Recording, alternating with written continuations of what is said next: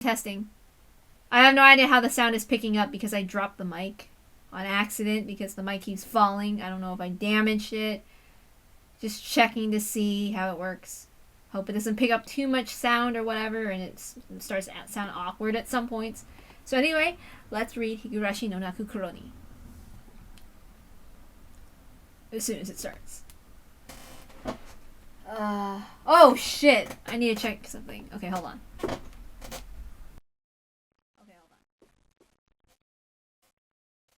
Okay, I'm just checking the squeaking on my chair, but...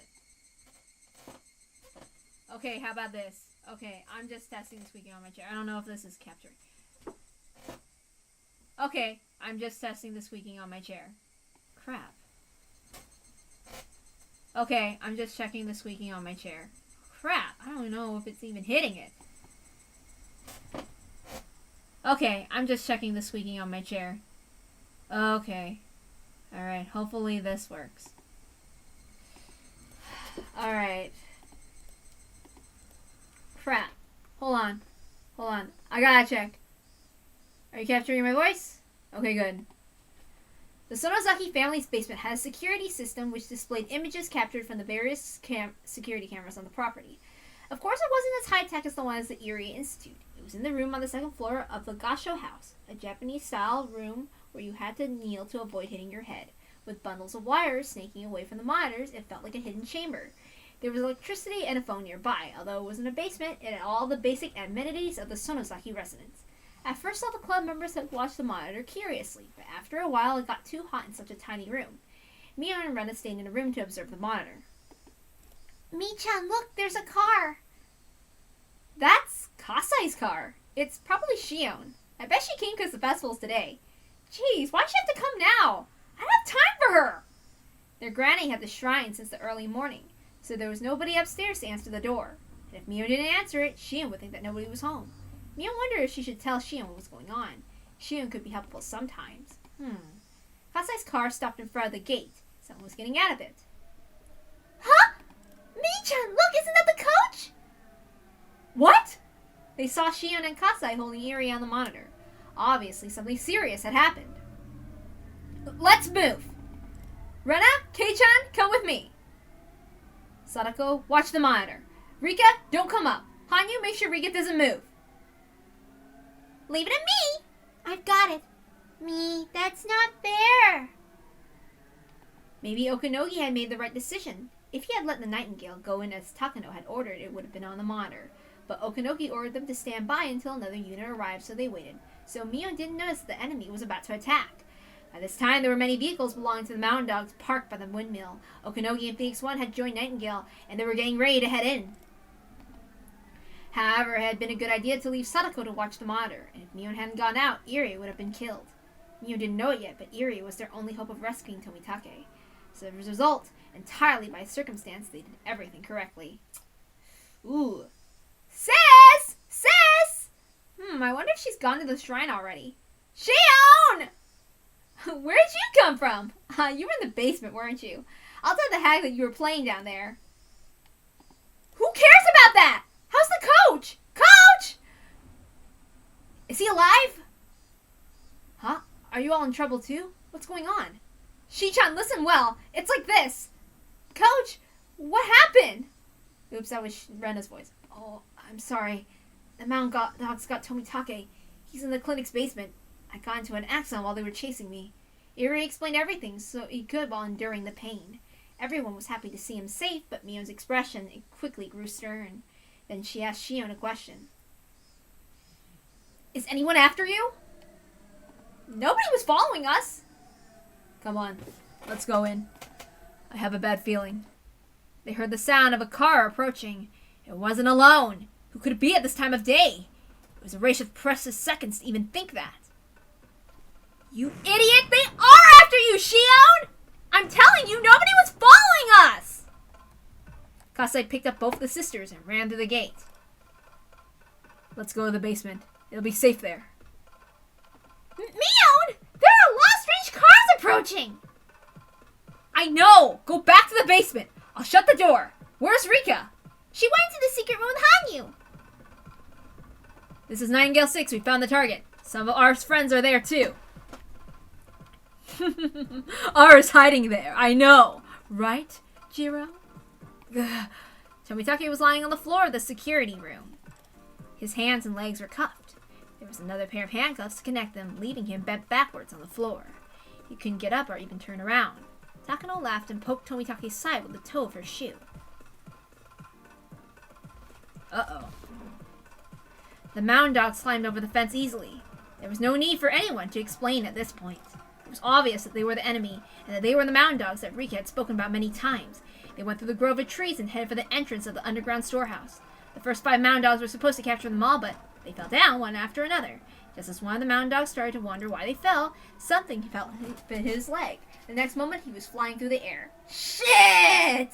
He stood up and his leg got pulled again. He realized that there was a rope wrapped around his leg. Because of the way he fell, the rope was wrapped tightly around it and wouldn't come off easily. Be careful! There are traps in the bushes! Sadako had set up a lot of traps in the bushes. After all, she wouldn't just sit there all day on empty property. The club members headed into the underground storehouse one after another. The mound dogs couldn't do anything, although they did see them. I'm closing the door! Come on, help me! Here we go! It was a heavy door, but when they put their strength together, it closed easily. Mio locked the door quickly, putting on the deadbolt for good measure. Do you think this will be enough? Don't you think they'll break through this door, don't you think? I saw 5 or 6. No, perhaps maybe even more cars in the monitor. They're all vans and I saw strange men inside of them. I don't think this door will be broken that easily, but I imagine they're used to doing things like this. We shouldn't underestimate them. Before he could even finish speaking, someone pounded on the door.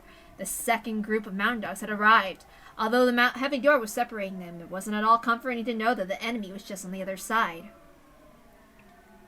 I'm sorry. It's all my fault. You haven't done anything wrong. Let's go farther in. Yeah, let's find out how many there are on the monitor.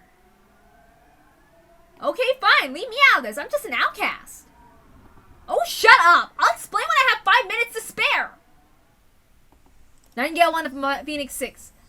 Phoenix 1. The targets are in the basement. I messed up. There's a steel door here, and we can't break through. Phoenix 1, roger that. Shit, this Sonozaki family must be so rich. The property's too huge for us to surround, so we won't even try. Let's join Nightingale. Nightingale, knock some trees down. We'll use them to ram down the door. Phoenix 7 to Phoenix 1. We have some plastic explosives for indoor use. Do you want us to get them ready? Plastic explosives are explosives for military use. There are various different kinds, but he was talking about the type specifically made to break down doors. Okanogi momentarily thought it was a good idea, but he changed his mind right away. This is a small village. If there was an explosion, everybody would hear. It was daytime and they were on the surface. It was the worst time and place for the mountain dogs to do their job. An explosion isn't a good idea. Wait a minute. What time is it now? It's almost 10 a.m. I see. Phoenix 7 will do it. Get the fuse ready. Huh? Commander, what does 10 a.m. have to do with an explosion? Okunogi's mind was working sharper than ever. He was sure that this would work. Everyone gathered in the secret room. Is everyone okay? We're watching the monitor. There are about 30 guys out there. That many? That's not good. Can I see? Look, they don't know what to do. When Mion touched the switch, the screen switched to the view of the entrance to the basement. Some of the mountain dogs were checking out the door. They didn't appear to be trying to force it open. They were simply at a loss for what to do. What do you think they'll do now? They'll think we're trapped rats in here, so I'm sure they're going to try breaking open the door. What the heck? What are they doing with that log? They must be thinking of using it as a battering ram.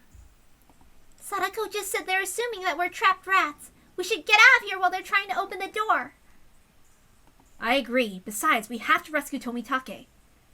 You're right. No matter how strong the door is, we'll be in big trouble if they find us. I think it's time for us to escape. Sis, don't you think we should try to call the police? Oh yeah, we completely forgot about that. Even if a spy at the police station overhears us, there really isn't much he can do at this point anyway. I'm sure Oishi would come right over. Mion picked up the phone. Why hadn't she thought about this earlier? What? What's the matter? Mion panicked as she tried to listen for a dial tone. The phone? What's going on? I don't hear anything. They must have cut the line. Suddenly everything went dark. What's this, a power failure? Kasai lit his cigarette lighter. Mion turned on her emergency flashlight. This is a drawback about a basement. But they won't be able to see either, right? I know, but they might have some kind of device that lets them see in the dark, don't you think? Mion, why do you think they cut the electricity? Are they just going on the offensive? If nothing else, it worked to turn the security system off. They were checking out the door. They didn't give up. They have a way to destroy the door, and they don't want us to notice it. That's why they cut the electricity. Are they going to blow up the door? The door could be destroyed in a second, so we can't stay here, right? Mi-chan, let's get out of here. Show us the way to the hidden escape route. This way, everyone. Mio was getting confused amidst all the chaos. She hadn't underestimated the mountain dogs. She even considered they would have some explosives. But she didn't think they would use them in Hinamizawa in broad daylight. Somebody will hear the explosion. Is there even such thing as a silent explosive? What a rough bunch. They're not even concerned with minor risks. This is a crazy situation, but the mountain dogs are always very, very careful. I don't know about Takano, but there's no way Okanogi would allow an explosion in the middle of the day. Yet they're still going to do it, huh? They've got guts. I don't know much about them, but like a silencer on a gun, aren't there like silent explosives? No way! No matter what you do, an explosion sounds like an explosion. Oh, I get it! You're a staff member of the festival, aren't you, Coach? What time did they let people know that the festival's going to take place? I'm pretty sure it's at 10 a.m. Hello! Do you think it's just like on the track and field day? If you want to hide a tree, hide it in the forest, huh? Rika knew Okanogi well. He would always complain about how he had to guard her like she was a princess. Rika had never expected Okanogi to be so sharp. That's why she was more frustrated than anyone else. The mountain dogs had quickly set up explosives on the basement door. Long wires were connected to the explosives and the mountain dogs were waiting on the other end, lying flat on the ground. One of the members was holding a detonation switch. All the wires were linked to it. It's almost 10. This morning I thought it was bad luck that it happened on the day of Watanagashi Festival, but now I'm glad about it. Okanogi had realized he could use the festival effectively. He was going to make sure his enemies got what they deserved. On the morning of a village event, they use fireworks to let everyone know an event is going to take place that day. This method is often used for track and field days at school. Since Watanagashi starts in the evening, the fireworks go up at 10 a.m. The fireworks, of course, makes loud, explosive noises. Since Hinamizawa is located in a ravine, the sound of echoes making it hard to figure out where it's coming from. And it was a advantage for the mountain dogs. Now! A loud noise and a shock shook the ground like an earthquake. The explosion must have wrapped support beams everywhere. There was this discomfort, squeaky noise. Dust fell from the ceiling. It certainly was powerful. The explosion must have blown the door wide open. An explosion that took place without anyone noticing it. Come on! This way! Mion led everyone into the rocky caves. There was a well-hidden shaft in there. They called it a hidden well, but it was actually a very eerie vertical tunnel. They didn't have enough flashlights for everyone, so there was no way for them to see the entirety of this ominous hidden well. Are you telling us to go down there? How far does this go? There's a horizontal tunnel crossing it after about 30 meters. We can get down to the mountain through that tunnel. Okay, then why don't you go first, sis? You know the way around here better than anyone. Haha, Mikashi. Huh? Do I have to? Who else? Kasai and I will be the rear guard. Come on, hurry up! Okay. Mion was going to volunteer to take the rear, but Mion and Shion knew it instinctively. Because there were so many of them, the rear might not make it in time. Unlike the iron door at the entrance, once the enemies were inside, all they have to do is go through the inner doors, which were easily breakable. The route was basically a straight line. They probably won't get lost on their way. That's why Shion took the rear guard position before Mion did. After all, she was actually the older sister. Shion wanted to protect her younger sister, who was playing the older sister in this real emergency. Mion intuitively knew what Shion was thinking. Mion understood well the relationship between her sister and herself. She wasn't the only one who felt guilty for taking the older sister's position. Shion felt guilty for making Mion take on the responsibility of the family head. And here was finally a chance for Shion to atone. Mion, do you have the key to the armory? Now's the time to open it. Mion silently threw over the key. Kasai and Shion took it and ran deep into the rock tunnel. Listen, everyone. It's about 30 meters to the horizontal tunnel. If you fall, that's it for you. It's very dark, so be careful as you go down. If you end up waiting, make sure to light the way for the others, okay? I think only 1 or 2 can go out down at the same time. I'll go first. Come on, give me some light. Mion, be careful. The ones with the flashlights, you be careful too. If the lights were on, they could have gone down quickly. There were actually a few light bulbs inside the well. Of course, Mion had already checked them. It was now certain the enemy had cut the power to this basement. It was extremely dangerous to go down this well with just a little light from the flashlights. As one went down, there had to be people lighting up the way. Mion was right. She realized as she went down herself that it was almost impossible to go down the ladder without the weak light from the flashlights. The light didn't reach all the way down. In the darkness, her feet suddenly became unsteady. Every step she took made her more nervous. It was about 30 meters down into the horizontal tunnel. That's quite deep enough already. But the hidden well went deeper than that. If Mion fell, she would just injure herself. Has it been 30 meters yet, she thought? She couldn't even remember exactly how long 30 meters was. Has she missed the horizontal tunnel already? At that time, she felt a cool breeze on her body. She could sense a huge hole nearby, so she took out a flashlight to the surrounding area. She saw the black tunnel yawning before her. Okay, here I go. Okay, I found the tunnel. Rika, come down. Mion lit the way from below. Okay, you're next, Rika. Coach, you go down, then Hanyu, and then Sadako, okay? Let's move. Irie wanted to say that he'd go last, but Rena gave the order first. They couldn't get to the basement of the clinic without Irie. Without him, they couldn't rescue Tomitake. Their lives were all equally important, but at least for the moment, he was the second most vital after Rika. Please be careful. I'll light your way. Okay, come on, everyone. Hurry up. Up. Rika! Rika was much shorter than Mion. My bad. That was Mion. That was Rika's voice. She couldn't go down the ladder as easily. Her legs were too short. Her left foot slipped. I'm okay. Damn it, I'm sick of this life where I never grow up.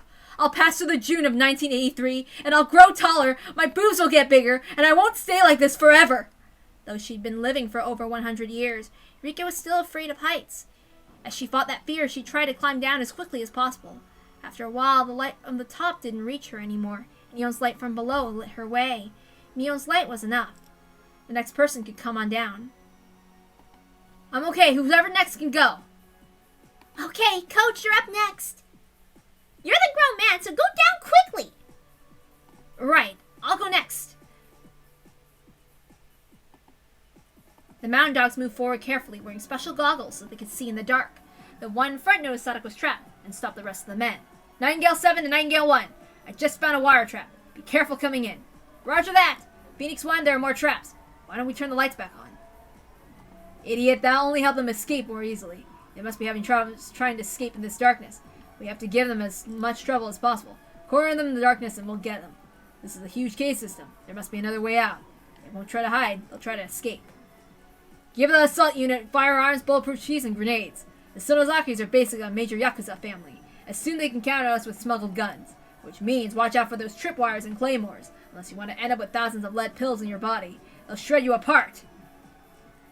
Roger. Sadako's traps were effective only because they were professionals. Sadako assumed any professionals would misinterpret her traps as more dangerous ones. That's why she ran wires everywhere. And Sadako was right. Although the mountain dogs were successful at breaking down the iron door, they hadn't even reached the torture room. However, the huge cave with the hidden well was just on the other side of the door to the torture room. It was just a matter of time before the enemy caught them. Okay, Rena, you're next. Yep, you come down in a hurry too, Keiichi. Kei-chan, how is it up there? Rena's coming down right now. She's moving right along. Okay, don't fall. The rumors say that all the people who ever proposed the Sonozakis were dumped into this well. It's a bottomless pit. What? Shion, what the heck are you carrying around? Shion had returned with a big machine gun in her hand. What the heck? Keiichi thought. It's one of those machine guns they use in war movies. It's a defining characteristic of the way the magazine is bent forward. What's it called again?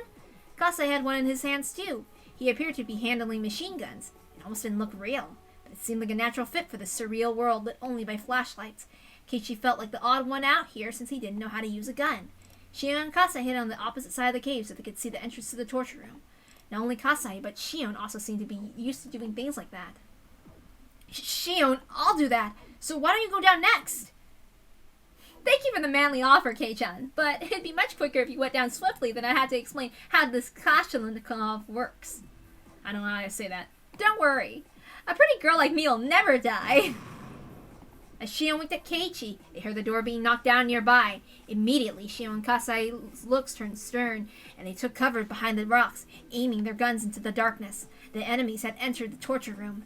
There was a flashlight next to the door. Kasai had left there. The mountain dogs seemed to be able to see in the darkness even though they couldn't, so it was an improvised illusion. The footsteps of the mountain dogs were growing closer as they were passing through the torture room. In other words, the door was the only thing separating them from their enemies.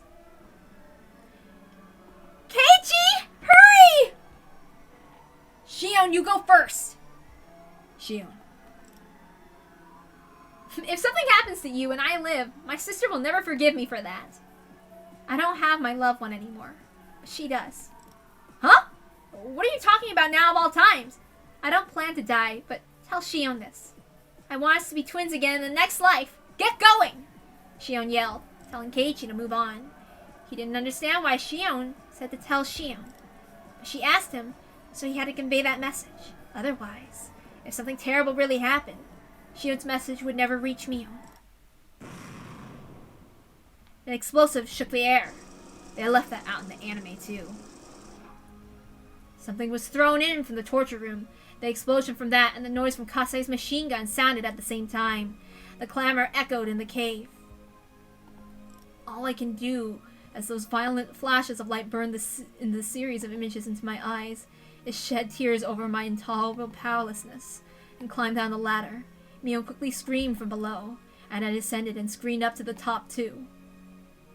Nightingale 1! They attacked us! The enemies are trying to stop us from the huge cave on the other side of the torture room. There are 2 muzzle flashes, probably AKs. Whoever it is, he's a professional. Phoenix 1, give us an order.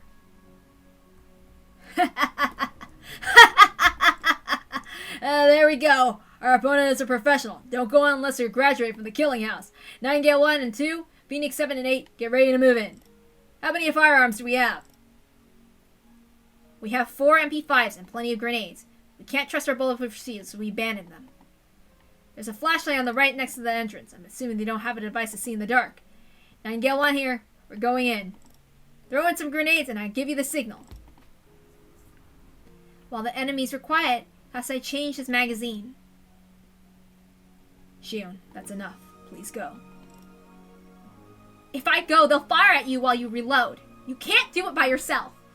There's contradiction in what Shion just said. According to her theory, the last 2 can never escape. Mion kept shouting from the tunnel below. Damn it, Shion! Hurry up and come down! Everyone knows it wasn't safe to stay, but nobody could stop Mion from screaming. Mion and I will wait for Shion here. Rena, why don't you take everyone else and escape into the hills? Okay. No, I don't want to lose anybody. Rika?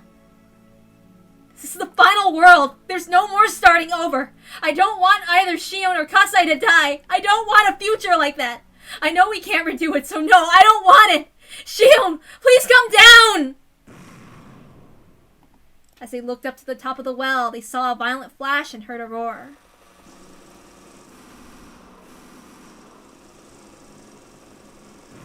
Then they heard explosive sounds, different from the sounds of the machine guns that Shion and Kasai were using. They also heard a tinkling sound which could have been the sound of bullet shells. They couldn't see anything other than the flashing lights. Only the noise reached them. And everything stopped.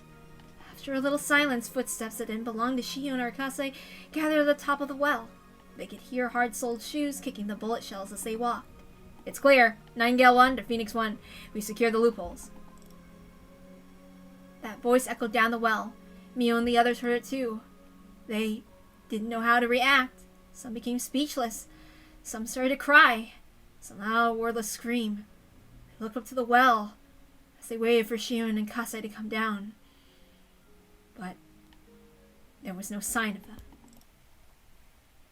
A bright beam of light shone down from the top of the well.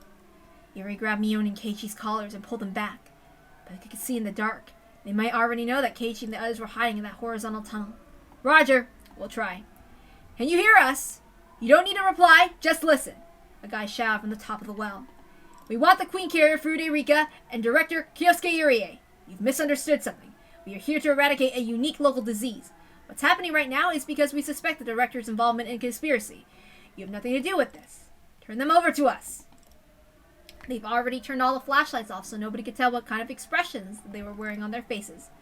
But I could sense Mion's expression distorting, and because of the darkness, nobody knew how to stop her from screaming. You murderer! You killed Shion! Oh, you're talking about this girl? Don't worry. She's still alive. She's just unconscious. She's alive! She's alive, Mi-chan! Mion didn't rest easy at their announcement, though. Oh. Hold on. Oh, thank God. Okay. Mion didn't rest easy at their announcement, though, because she knew Shion's survival wouldn't help resolve this situation. Same with the guy. He's alive, too. But if you refuse to turn down those two over to us, we'll have to use them both as bargaining chips. What are you going to do with them? As Mion looked up to the top of the well in the dark, it suddenly became very bright. She saw something unbelievable. Shion was unconscious, and one of the men was holding her. He was basically sticking her body out over to the edge of the well. If the man let go of Shion, she'd fall to the bottom. They had no idea how far it went. There's no way she'd survive. Shion! Shion didn't reply, but she moved just a little bit. Shion was alive, at least for the moment. No way.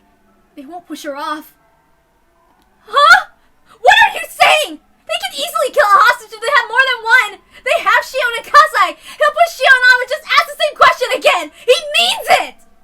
Mion lashed out fiercely at Keiichi. He regretted saying what he just did. I'll give you a little time to think, but after 60 seconds, the first hostage will go down. Think over it very carefully. What should we do? Mion was half crazed with fear and panic. They want me. Let them think that Rika has already escaped. I'll go. They should be satisfied with just me. That plan sounded like the best idea for minimizing damage, but Rina quietly spoke up. No. Shi-chan and Kasai risked their lives to buy time so we could escape. If you went back, what we did would be wasted. Then what do you suggest we do? Are you saying we let Shion die? Are you saying you don't care if Shion dies, Rena? Fucking damn you! Please stop, Mion! I don't know what to do either, because Shion's my nene! Shion! Mion started to cry as she held Sadako's head. The mountain dog's beam of light shone into the horizontal tunnel. Their eyes had grown used to the darkness, so even with a little light, they could sort of see one another. But so what? This is a desperate situation, and Mion and Sadako continued to cry. Rena bit her lower lip, trying to hold her feelings in. Irie simply looked down.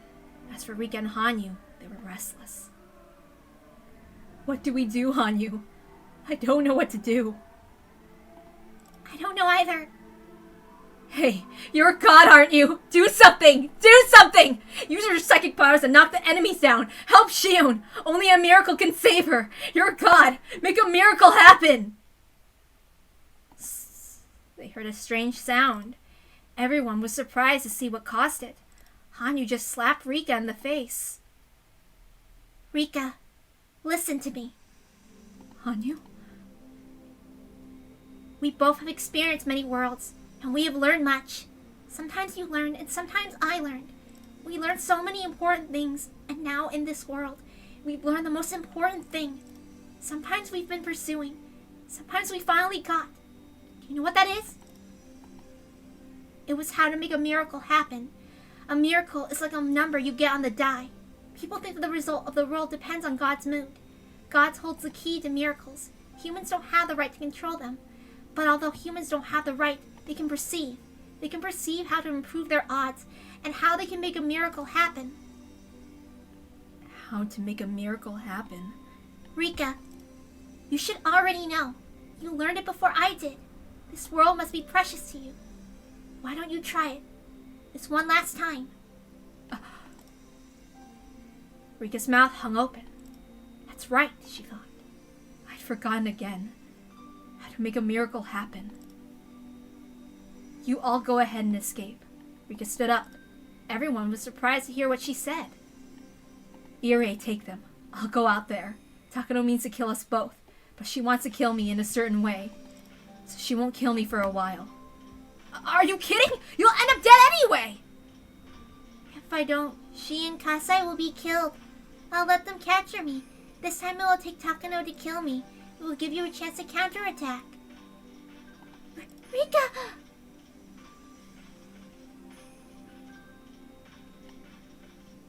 Thinking about it now, the answer was very simple. As she spoke, Rika stepped out of the horizontal tunnel and reached the ladder. The beam of light shone down upon her.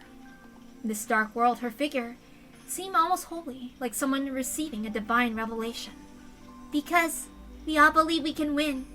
You, me, and even God believe it. This is nothing. Nipa! Rika's smile told them that she trusted them 100%. She believed that someone would come to rescue her before she got killed. That's why she didn't mind letting the enemy capture her.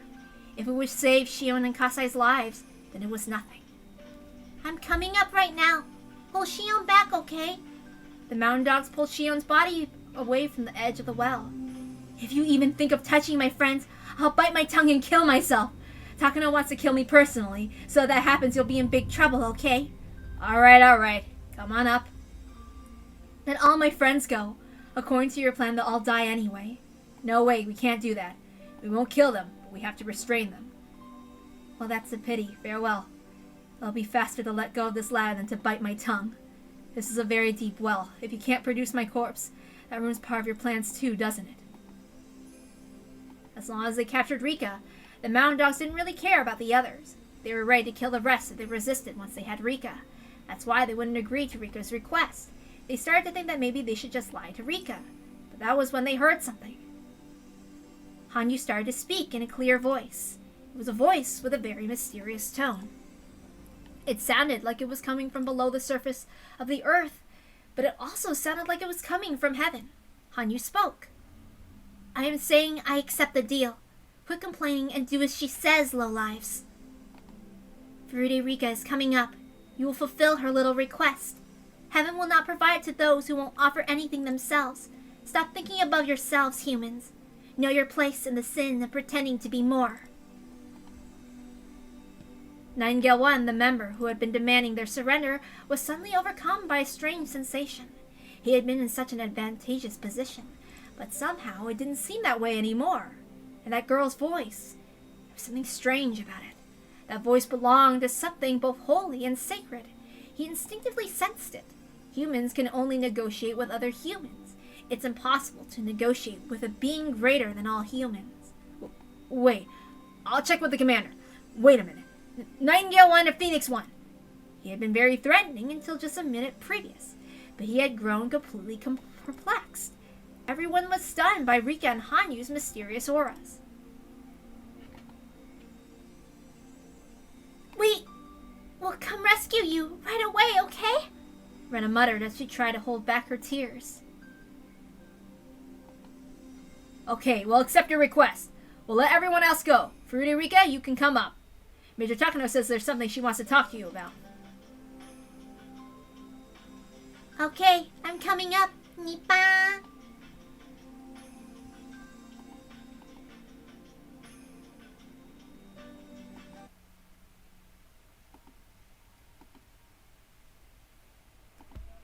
We've been looking everywhere for you, Rika. You've been such an important person, so you can't just disappear like that, you know? That's against the rules.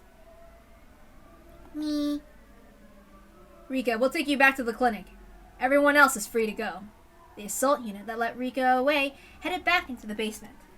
They were about to break the rules, too. You aren't going to keep that promise, are you? A promise? What are you talking about? Whoa there! We don't want you to bite your tongue, hey! As Rika tried to run, Okanogi grabbed her fragile arm. She fought back, but her resistance meant nothing against him. One of the mountain dogs took out a syringe from the case. It shouldn't kill her, but would probably put Rika to sleep. Takano, after all, didn't need a chatty Rika. She just needed a live queen carrier. If Rika got that shot, that will mean the end of this world. Before Rika could scream, the other dogs covered her mouth. Hurry up and give her the shot. The dog with the syringe grew closer to Rika's arm. Rika was being grabbed from behind and her mouth was covered. There was no way for her to fight. I believe, even if I'm asleep, I believe. Rika kept repeating that in her mind. She believed that someone would wake her up. And that the first thing that she'd see when she opened her eyes would be her beloved friends.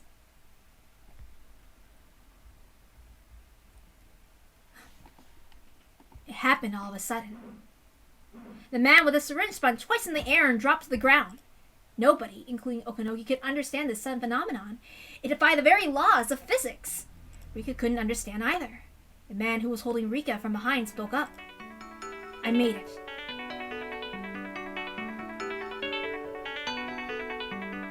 His voice had such a heavy feeling imbued in it. I regretted it in countless worlds. If ever I realized it was too late. Who are you? The others took a few steps back away from Rika and the man holding her. There were many units within the Mountain Dogs, so often its members don't remember each other's faces.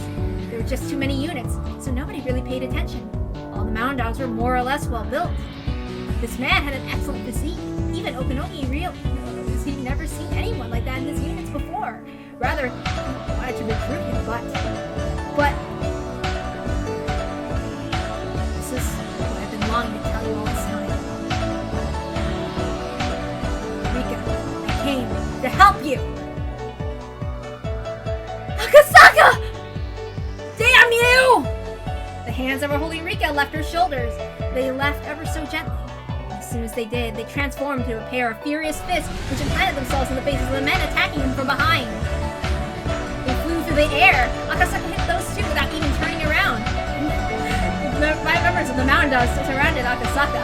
However, he didn't even see them. He could only feel a deep emotion of finally being able to do what he was longing to do. Five of them sensed it. Maybe, just maybe, they didn't even care that they were there. What are you doing just standing here? Get him! And Okanogi signaled the 5 Mountain Dogs bore down on Akasaka. Rika, stay low. Okay. Rika dropped to the ground, and Akasaka was left standing. Akasaka, who came back to keep a promise that he made with a girl 5 years ago. His promise was worth more than 5 years. He knew that. Akasaka probably understood it too.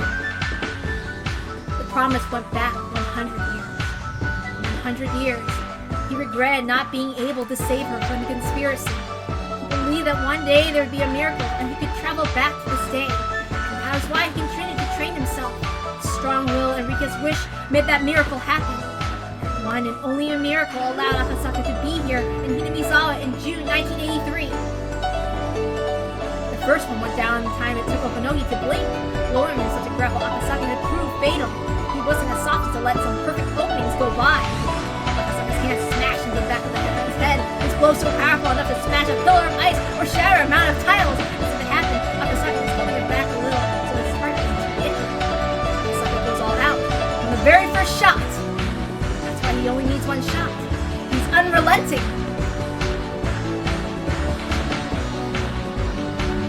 Akasaka's well-trained fist continued to knock down the Mountain Dogs one member for every time he blinked. One hit per opponent was all Akasaka needed. This was the true essence of karate. Akasaka's colleagues praised and feared his power. His power is like an armor-piercing ammunition. Weapons were useless against him. No matter how hard his victim tried to protect himself, it meant nothing to Akasaka, but he was too strong for the Mountain Dogs to even understand that. It was as if he was a giant they had to crane their necks up to see. Akasaka didn't even give them time to think. Someone from the Mountain Dogs must have called for backup. About a dozen more members had arrived. Don't worry. As long as I'm here, I won't let them touch you. Me, I'll draw some pictures while I wait then. As Rika stayed low to the ground, she picked up a stick and started to carve into the dirt. It made Okanogi even angrier, but he calmed himself down. Then the warrior's intuition, resting in Okanogi's blood, came to a realization. Numbers didn't matter. Even the full force of the Mountain Dogs wouldn't be able to defeat this monster.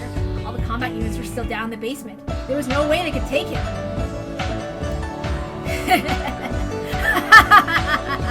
Okay, I guess I have to take you down, huh? By the way, I remember you now. Your face brings back memories. Boy, you sure have grown, huh? You. It can't be. You don't recognize me. It sure has been a while, huh? You're growing a hell of a lot. Good to see you again. It's been 5 years. This is the man Akasaka fought when he was investigating the kidnapping of the minister's grandson. Akasaka had still been inexperienced then. I was ordered to go easy on him, so I held back. I won't hold back today. That guy won't help to save you either. Still, you sure have improved a lot for the past 5 years, huh? I'm happy. I've been hoping for something like this for 5 long years. The rest of you, stay out of this. He's mine! Kanogi took all of his equipment and threw on the ground. He loosened one button and then positioned himself. Seeing that, Akasaka realized he was somewhat capable and narrowed his eyes in vigilance. Okonogi took that as an insult, that Akasaka only thought he was somewhat capable. His behavior was telling Okonogi that he viewed him as the same level as other small friends. Akasaka first moved to take up his stance and avoid getting involved. Akasaka hadn't even moved one bit until then. Okonogi could easily see that Akasaka was extremely strong, but at the same time he thought he would be fairly simple to take down. Karate may be a martial art, but nowadays it was just a sport. The army combat Okonogi training was completely different. Obviously, Akasaka had studied a lot, but it's all just child's play. All he learned were routine moves and forms. Besides, karate moves are fairly straightforward. Okonogi was confident that he could fight any karate pro and win. Okonogi started leaning onto his toes and using his meticulous footwork. In contrast, Akasaka still had moved from his back stance. Akasaka was acting as if Okonogi's footwork was simply a trick, which infuriated Okonogi. Okonogi moved fiercely and nimbly in a manner of completely different from how Akasaka was moving earlier. Akasaka remained calm, but Okonogi saw it differently. He can't react to my movements, so he's prepared to take damage in order to deal more. Akasaka couldn't defend himself from Okonogi's quick jab. It connected with his face. It was quick but a light attack. Its purpose was to distract Akasaka and create an opening for Okonogi. Okonogi knew that Akasaka could use his arms to guard his face instinctively. Okonogi's real purpose was to attack his abdomen, which would then be unguarded. Of course, Akasaka didn't have enough time to guard himself. It took more than a good kinetic vision to prevent his attack. Only Okonogi, who trained for many years, had perfected the speed of that technique. Normal people would struggle helplessly while vomiting if they were experiencing Okonogi's kick. It could even rupture internal organs, so it was pretty amazing that Akasaka was still on his feet. What's the matter, Mr. Karate? Can't you fight back? What? Akasaka mumbled something, but Okonogi couldn't hear. Actually, he did hear it, but Okonogi never imagined he could say such a thing in this situation, so he couldn't hear it. He couldn't comprehend it. Too light. What did you just say? Your attack is only meant to defeat your opponent. That's why there's no weight to it. Huh? What are you talking about? Karate nourishes you spiritually. To attack others, you have to learn to be attacked. When one learns how to resist much pain and grief their own blows deal to others, they finally understand the meaning of striking another and being struck. You aren't even close to that level, and that's why your attack has no weight to it. Are you saying I'm still immature? Okonogi attacked Akasaka again, but this time Akasaka was different. Akasaka blocked Okonogi's fists and legs. Of course, Okonogi was still the only one attacking, but Akasaka started to become much more aggressive. Now, as Okonogi attacked, his hands and legs were being injured. Okonogi instinctively sensed that he was in trouble. He thought Akasaka was just a police officer, but his movements were too dangerous. He was merciless, he was dangerous, so Akasaka's training and experience must far surpass Okonogi's. Wait, the dynamic heel kick isn't karate, is it? Akasaka's heel kick missed Okonogi's head by a millimeter. You do something other than karate, don't you? No, I only do karate. Don't lie! Some of those moves you're doing aren't karate at all! Okonogi was starting to become impatient. The reason Okonogi ridiculed martial arts and sports was because they're all hard-headed and only use set moves. This is how you strike in karate. This is how you punch in boxing. This is how you throw in judo. It's easy to learn, and that's why it's easy to win. Akasaka was different. He said he only did karate, and he must have spent unthinkable hours training, yet he was flexible enough not to be confined only by formatted moves. He was understanding at a spiritual level. The spirit of martial arts isn't just forms. One simply learns forms to reach that spiritual level. Therefore, for one who has reached it, there are no forms.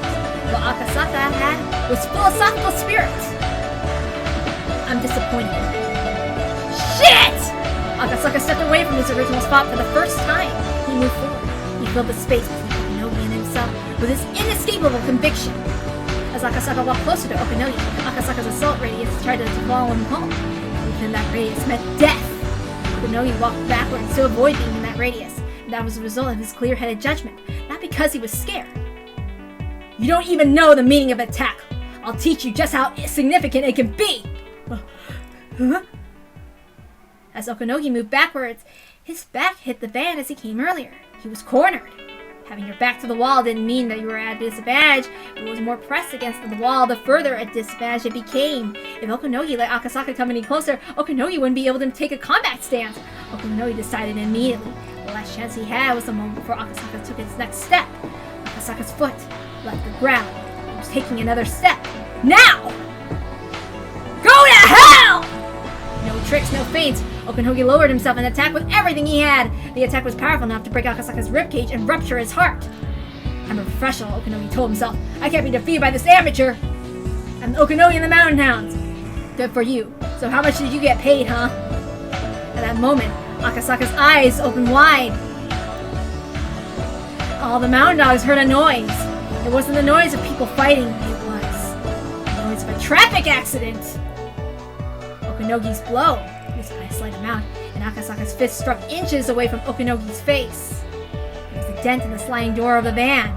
The windows on both sides had shattered, and it looked like the van was in an accident. Was it impossible for a human fist to do this? Time resumed its flow. Okunogi knelt down, falling to the ground. Akasaka didn't miss on purpose. Akasaka couldn't control his fist because he put everything into one blow. Okunogi should thank Akasaka.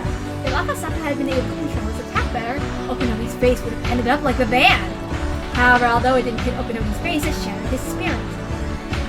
Good job, Akasaka! Clap, clap, clap, clap, clap! Rika applauded, but in this situation it didn't sound like applause. It almost sounded like Akasaka's fighting spirit was popping like firecrackers. Akasaka pulled back his fist, turned around calmly, and then spoke. Who's next? I don't want to waste time, so why don't you all come at me at once?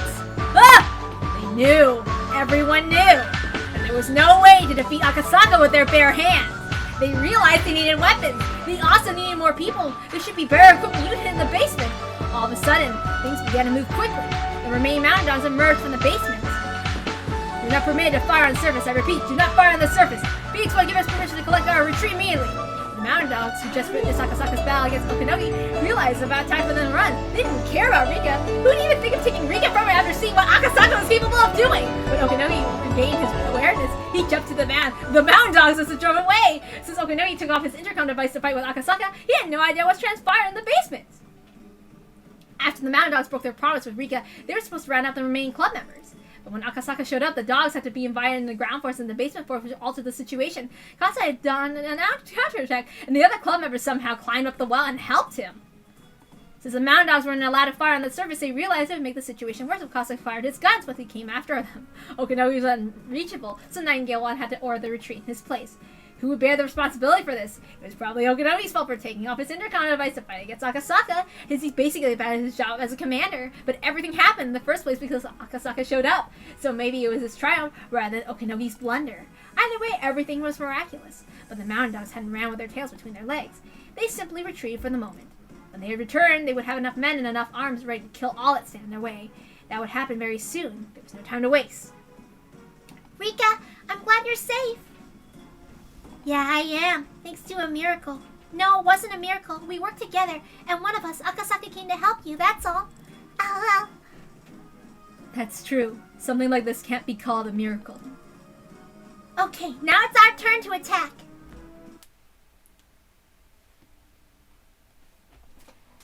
In the basement, the club members were talking about their grand counterattack. Rika was a little disappointed she couldn't have joined them, but she was still happy that Akasaka told her what she had been waiting to hear. Rika told them about how heroic he had been. He'd gotten a little embarrassed. Kasai was doing alright, but Shion wasn't doing too well. Of course, it wasn't life-threatening, but she couldn't hear well in her left ear, possibly being so close to the explosion. To test her hearing, Mia went around to Shion's left side. Hold on. Okay. Oops. To test her hearing, Mia went around to Shion's left side and whispered some dirty words. She seemed to be able to hear them fairly well. Of course, she might have been hearing it through her right ear, though. Shion decided to lie down on a tatami mattress in the torture room, while Iri kept an eye on her. Mion was very worried, but Shion told her that she was okay and forced her to go ahead with her next operation. Mion complained that Shion didn't understand her feelings. Now they would have to come up with the idea to rescue Tomitake from the clinic. They had Akasaka and Kasai on their side, both of them who were used to battles. Also, they had Irie, who knew about the secret basement of the clinic. They'd have to get moving quickly, but they had to at least have a plan. It was almost 10:30 a.m. Because of what they had gone through, they were exhausted. It felt like it was almost evening, but if they were at school, it'd only be the second or third period. They had to pull themselves together. They had to regain their fighting spirit. Yuri checked Shion's left ear with a pen light. I'm not a specialist, but your eardrum may have been damaged. Do you have a headache or feel dizzy at all? No, I'll be just fine. Yuri wet his handkerchief and wiped Shion's face gently. Are you surprised? The manager of the Hinamizawa fighters was in a gunfight, I mean. Yeah, I am. I heard you were ready to give up your own life. My brother told me. Jeez. Things like that sound like cool in the moment, but when you survive, they're pretty embarrassing, huh? Man. If something happens to you and I live, my sister will never forgive me for that. I don't have my loved one anymore, but Sis does. I don't mean to tease you, but you're talking about Satoshi, aren't you? Well, I don't know. Who knows where he could be? I don't even know if he's alive or dead. He's alive. Shion's thoughts stopped in their tracks when Iri answered immediately. Hojo Satoshi is alive. He developed terminal symptoms due to excessive stress last year. Mio and the other club members had already told Shion about the current situation, so she kind of understood what he meant. I thought I could just treat him with the same drug I use on Sadako, but Sadako was the one of the very rare and lucky cases. Satoshi's treatment has been very difficult. It's still going on. Satoshi, he's still alive? I'm sorry for not telling you this until now. Satoshi's in the basement of the clinic. Shion and Iri returned from the torture room. Shion looked very serious, as if she gained the determination to fight. Keiichi and the others were just talking about how the enemy found where they were. Shion answered immediately. Do you think there might be some kind of device on Dr. Irie's clothes? Not his personal clothes, but something the clinic provides. Do you mean my coat? Excuse me, let me check. Shion checked Irie over like an inspector at an airport. She found a little button on the backside of his collar. It was a little round button. There was no reason why a button like this would be on the back of the collar. This is probably it. This is how they found us without following the car. Damn it! But as long as we have this button, it's possible for us to create a diversion, right? A decoy unit with this button can lure the enemy away while the clinic is short on staff. We attack and rescue Tomitake. I think that's the best way. In that case, the decoy unit should bring our foes to the hills. Yeah, that area would be perfect. It's pretty vast, so the enemy will have to bring lots of men, rendering the clinic practically empty. But we still have no way of knowing how many will stay behind the clinic. Mr. Tomitake is there, so they'll probably leave an appropriate number of men to guard him. In that case, we should add something we want more than Tomitake to the decoy unit. Are you sure, Rika? Yes. As long as I'm with everyone else in Sadako's hills, I won't be caught. Only we club members know the hill well enough, so maybe it's a good idea to use it as a decoy unit. Yeah, that works. So the adult unit will attack the clinic, while the decoy unit lures the enemy away. That's a chance of success. As long as Akasaka pretends not to see anything, since I heard you're a policeman. Kasai spoke while loading his shotgun. I'm off duty now. Akasaka replied while checking an automatic pistol. He hadn't used this particular gun before, but he was used to handling guns. He was prepared to fire, too. Iri tried to memorize how to remove the safety, but he looked nervous. Have you ever used a machine gun before? No, I've only ever used handguns. Then maybe you should get used to it. Make sure you have a full magazine at all times, and have another gun just in case the magazine gets stuck. Kasai, is that a shotgun? The odd-number shots are slug bullets. They can suppress enemies as well as destroy walls. Wow, I know people call you Shotgun Tatsu, but you really are a shotgun expert, huh? Shotguns are very deadly. Therefore, even without firing a shot, my opponents may surrender. By the way, I have some bulletproof vests. You should wear them. Kasai sounded very dependable, but at the same time reminded everyone this operation would be a very dangerous one. It wasn't a simple fist fight. Even a veteran soldier can die in a gun battle. There's always a chance of death, regardless of how well trained you are. In fact, Kasai and Akasaka were the only people who could be depended upon. Kasai Eri out of carrying a gun because it might be dangerous for him to have one. Someone could be injured by friendly fire. Mio suggested that maybe there should be more people on the team, but both Kasai and Akasaka refused because those who couldn't even handle guns at all might end up as dead weight. Well then, I have to go, huh?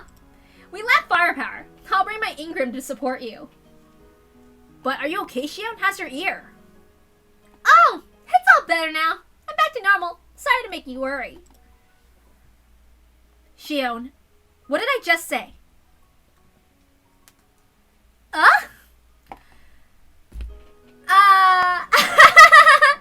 course, I heard it. Mion had tricked her. Mion didn't say anything. Shion still couldn't hear out of her left ear. Shion, it's too dangerous. To be honest with you, you shouldn't even be in the decoy unit. You should just hide somewhere. Sis, listen. I now have a reason why I have to go to the clinic. But if I mention it, Sadako's going to want to come too. But she just can't. There'll be an indoor fight. The enemy will fire at us. Do you mean... Mion sensed it. She sensed the reason why Shion had to go to the clinic. That was why she didn't say anything more. If she was in Shion's position, she would go even if neither of her ears could hear. It's too dangerous, Shion! Please think it over! Sadako! Shion will join the rescue unit. Sadako, the decoy unit is counting on you. Concentrate on your job. Shi-chan. You know, right, Rena? You know I'm not planning to die. Yeah, I do. Determined girls can never die. Yeah, that's right! Even if they kill me, I won't die. Shion and Rena gave each other a high five. Okay, then it's decided. Let's get moving. I'll take the button. Here you are. Good luck, Rika. You too, You believe strongly in a miracle and now it's going to happen. Therefore, this is a chance that God has given you. I think there were days I didn't believe. I think someone even admonished me for that. It's difficult to keep believing, isn't it? But you believed. You regretted not believing, so you believed. So please cherish this day. Your strong will brought about today, and you will no longer have to suffer what you've been suffering until now. Hey, are you my sister's new friend? I don't know your name, but thank you. Yeah, I think it'll go well. Of course it'll go well. Oyashiro guarantees it.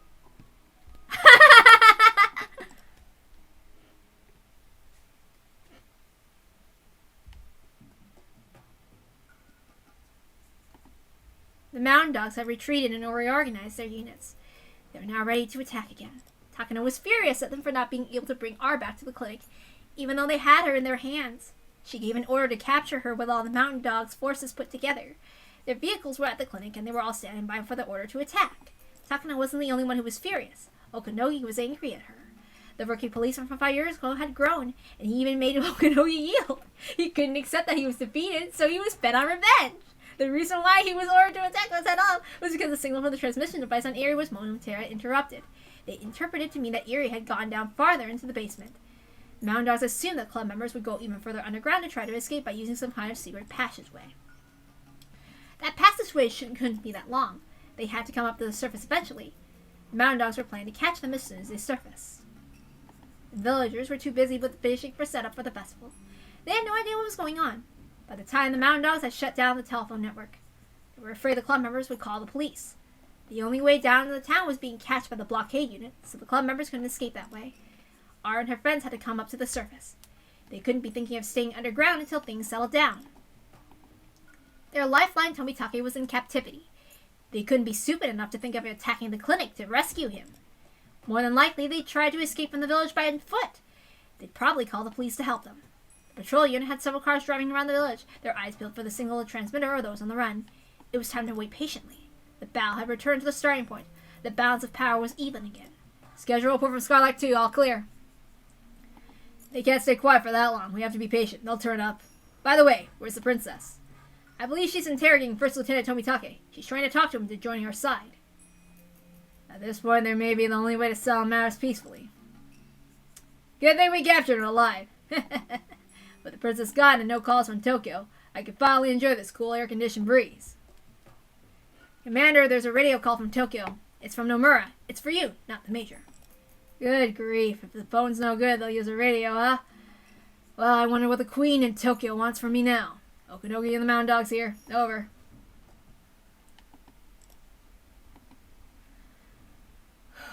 Tomitake was being held in the small meeting room. He was shoved under a desk. He was restrained so tightly he couldn't even turn around. This is a scene that should have been included in the anime properly. I'm very upset about this scene because it's not in there, depicted properly. So let's begin. Takano was sitting in a chair next to the table, staring at a whiteboard. It outlined the research plan that was to be shut down, but Takano wasn't really reading it. She was just staring. Neither of them said a thing. Silence filled the meeting room. It's almost 11 a.m. What a long day. I was woken up so early, it's not even noon yet. Tomitake didn't reply. Jiro, do you think you can help me? I don't need the Mountain Dogs. I only want you. The Mountain Dogs can't comfort me.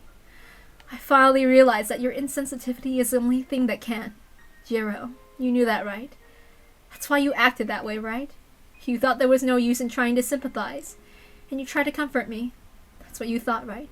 You only pretended to be insensitive, to help me enjoy myself, didn't you? I'm not speaking to you as Major Takano. I'm speaking to you as Takano Mio. You still won't talk to me. A hostage may only give his name, rank, and identification number. Takano hung her head. I don't have the key to those handcuffs, sorry. That's fine. I didn't ask you to remove them. Would you like a cup of coffee? No thanks. I don't want you to help me go to the bathroom in this position. It was hardly a conversation, but Takano was happy that Tomitake had finally replied. However, that wouldn't solve any of their problems. If you must kill me, I'm alright with that. I made my peace when I was caught. Yeah. I was planning to kill you tonight. I'm glad you're prepared for that. Good. Then my resolve won't go to waste. Hey. Don't you want to live? If you promise to join me, you don't have to die. My superiors say there's no point in keeping you alive, but I'll work something out. Who are your superiors? I don't know. The person who contacts me calls herself Nomura, but I'm sure that's not her real name. I really don't know. But you must have talked to her before you decided to do this, right? I only talked to her a few times. When I think of back, she probably just wanted to use me, but at this time, I thought she was the only person who could understand me. I understand. I knew there was a time when you needed someone to help you. I wish I could have been there for you. Yeah. If you were there, that would have been so nice. Nobody has died yet. But I'm going to kill them. You have your masterminds, but there are other masterminds in Tokyo who oppose them. Most of them want to hush up this issue. You may think it's too late to do anything about it, but you're wrong. There's still something you can do. You can make this whole thing disappear. And my grandfather's research on the syndrome will disappear too. Won't it? Takano, what do you want to happen? Takano closed her eyes for a bit. She came up with an answer. Her grandfather's research had been insulted. She wanted those with higher positions of authority to take it seriously. Nomura could make that happen. When the final operation was enacted, the higher-ups of the country would have to read the article, and they would have to believe what's in it. They'll authorize the execution of the emergency manual. And yes, that would create an irreversible disaster. At the same time, the disaster would prove that her grandfather's article had merit. Will you be satisfied with that? Sure. I'll be satisfied. That is the purpose of my life. I asked you before. You're going to disappear after this operation, aren't you? Takano Mio's purpose will be fulfilled. She'll vanish from the face of the earth. You'll return to being Tanashi Miyoko. That's your real name, isn't it? How long had it been since she heard that name? Takano closed her eyes slightly. Yeah, that's right. Soon enough. I'll return to being Tanashi Miyoko.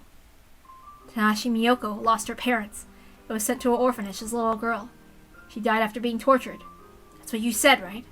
Yes, I did. I'll have to go back inside that metal fence. Have you experienced something like that, Jiro? Takano told Tomitake about her horrible experiences, which were simply unimaginable for normal people. I'm going to return to that place, and this time, Grandfather won't help me, so I will die. If I was dead, I wouldn't exist here. If I wasn't here, there wouldn't be an Erie Institute. I wouldn't be stuck living out a bizarre fate. You're planning to die, aren't you? I'm supposed to be rewarded after the operation, but I don't believe that. I might be suddenly killed one day. Don't you have someone who you can trust? My clients are just clients. They're not my allies, but the mountain dogs are. I paid them more than enough. You can't truly trust them, can you?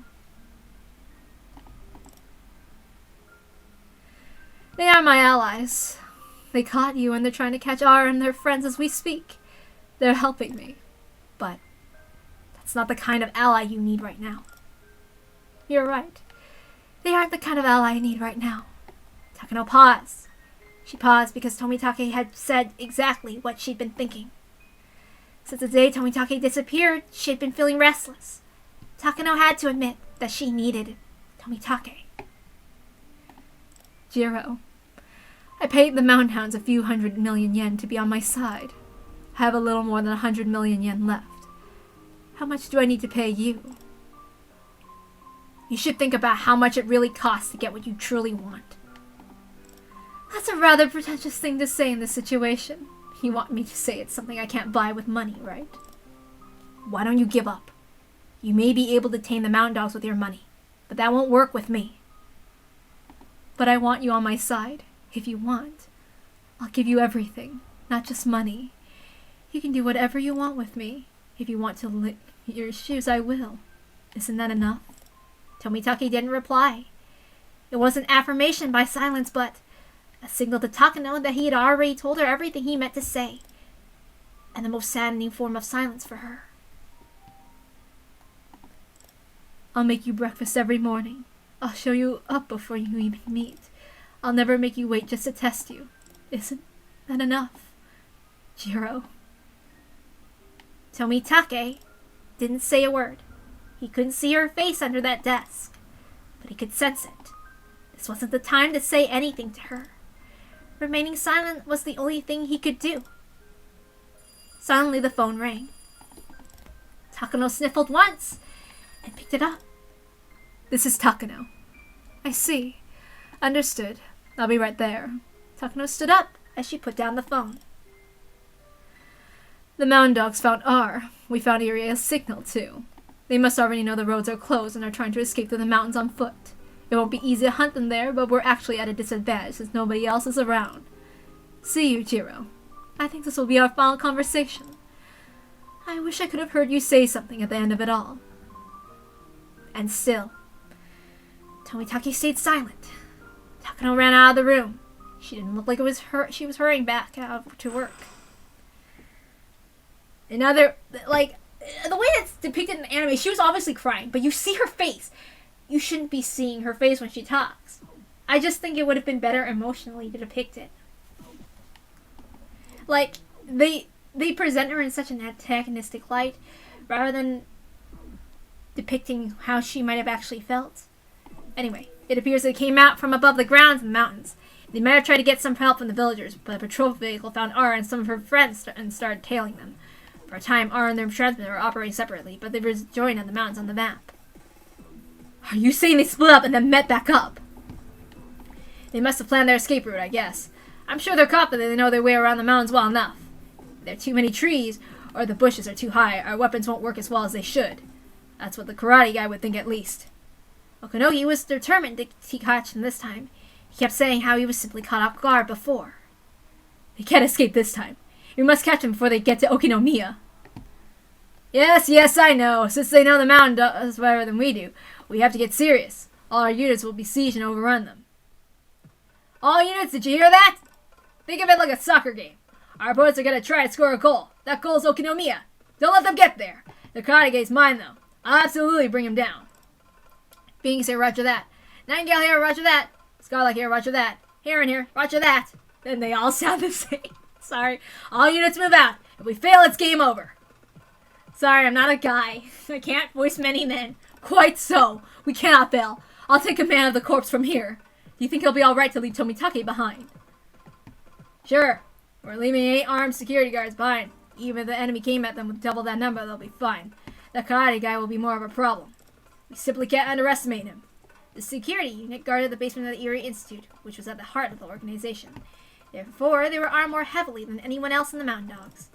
Okanogi saw confidence in the security unit. His newfound obsession with defeating Akasaka made the diversionary plan a success. But at the same time, that meant the Decoy Club members would have to deal with the full force of the Mountain Dogs. The dogs' white vans ran through the village. While they couldn't fire shots outside, all members were carrying stun guns that fired electric needles. While poor on range, they could subdue a target instantly. With the flip of a switch, they could change between merely stunning or killing their targets. The perfect weapon for people like the Mountain Dogs. I'm sorry, I'm messing up. The Vanes separated into groups and headed for the mountains. They planned to surround their enemies and then smoke them out.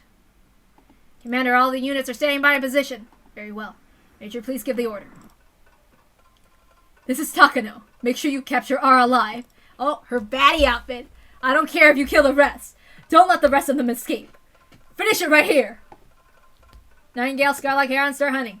Phoenix will be the goalkeeper and we'll be the reserve. Be ready for anything. This is Phoenix 7, roger that. Let's begin. The Mountain Dogs started marching, spreading out in the line with a few meters between them. This mountainside was a savage land where not even the villagers would dare tread. There were some trails, but no trailed roads of human beings. It required an enormous amount of diligence and patience to hunt on a mountain like this. All the dogs were very nervous. They were told that most of the enemies were children, but there were a few well-trained adults with them as well. In addition, they were supposedly armed quite heavily and they knew the layout of the terrain quite well. It was obviously going to be a tough battle. Okanoki, how many people do you usually need to search up a mountain? It's hard to say, but I'm sure there are more people than we have, the better position we'll be in. But all the Mountain Dogs put together won't even be close to enough. But our enemies are just a small group of people. Don't you think we're at an advantage? Well, you know what people always say. It takes thrice a force to break a defense. We'll have to be twice up more on that side.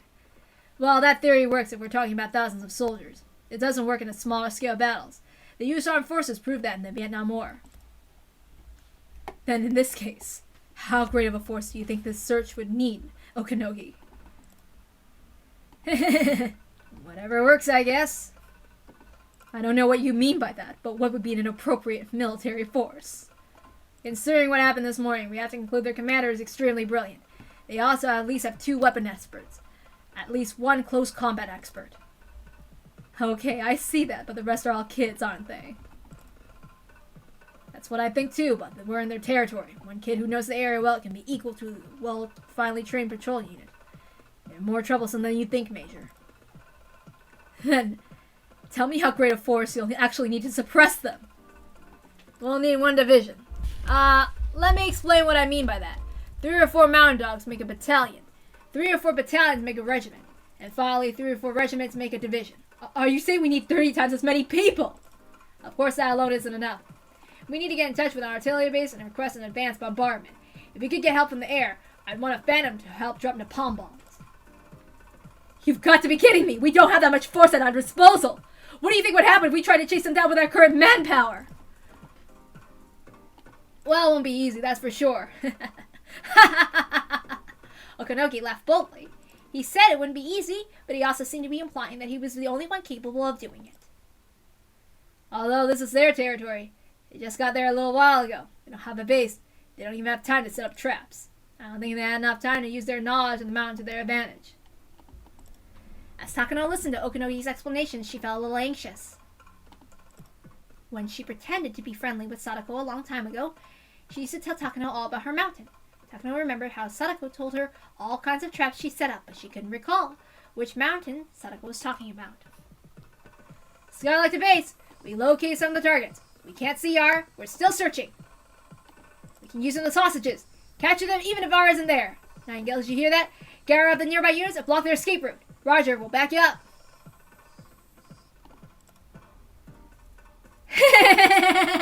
Well, of course they want to cut off our escape route, wouldn't they? Some fallen trees were leaning against a larger pine tree, forming a natural scaffold.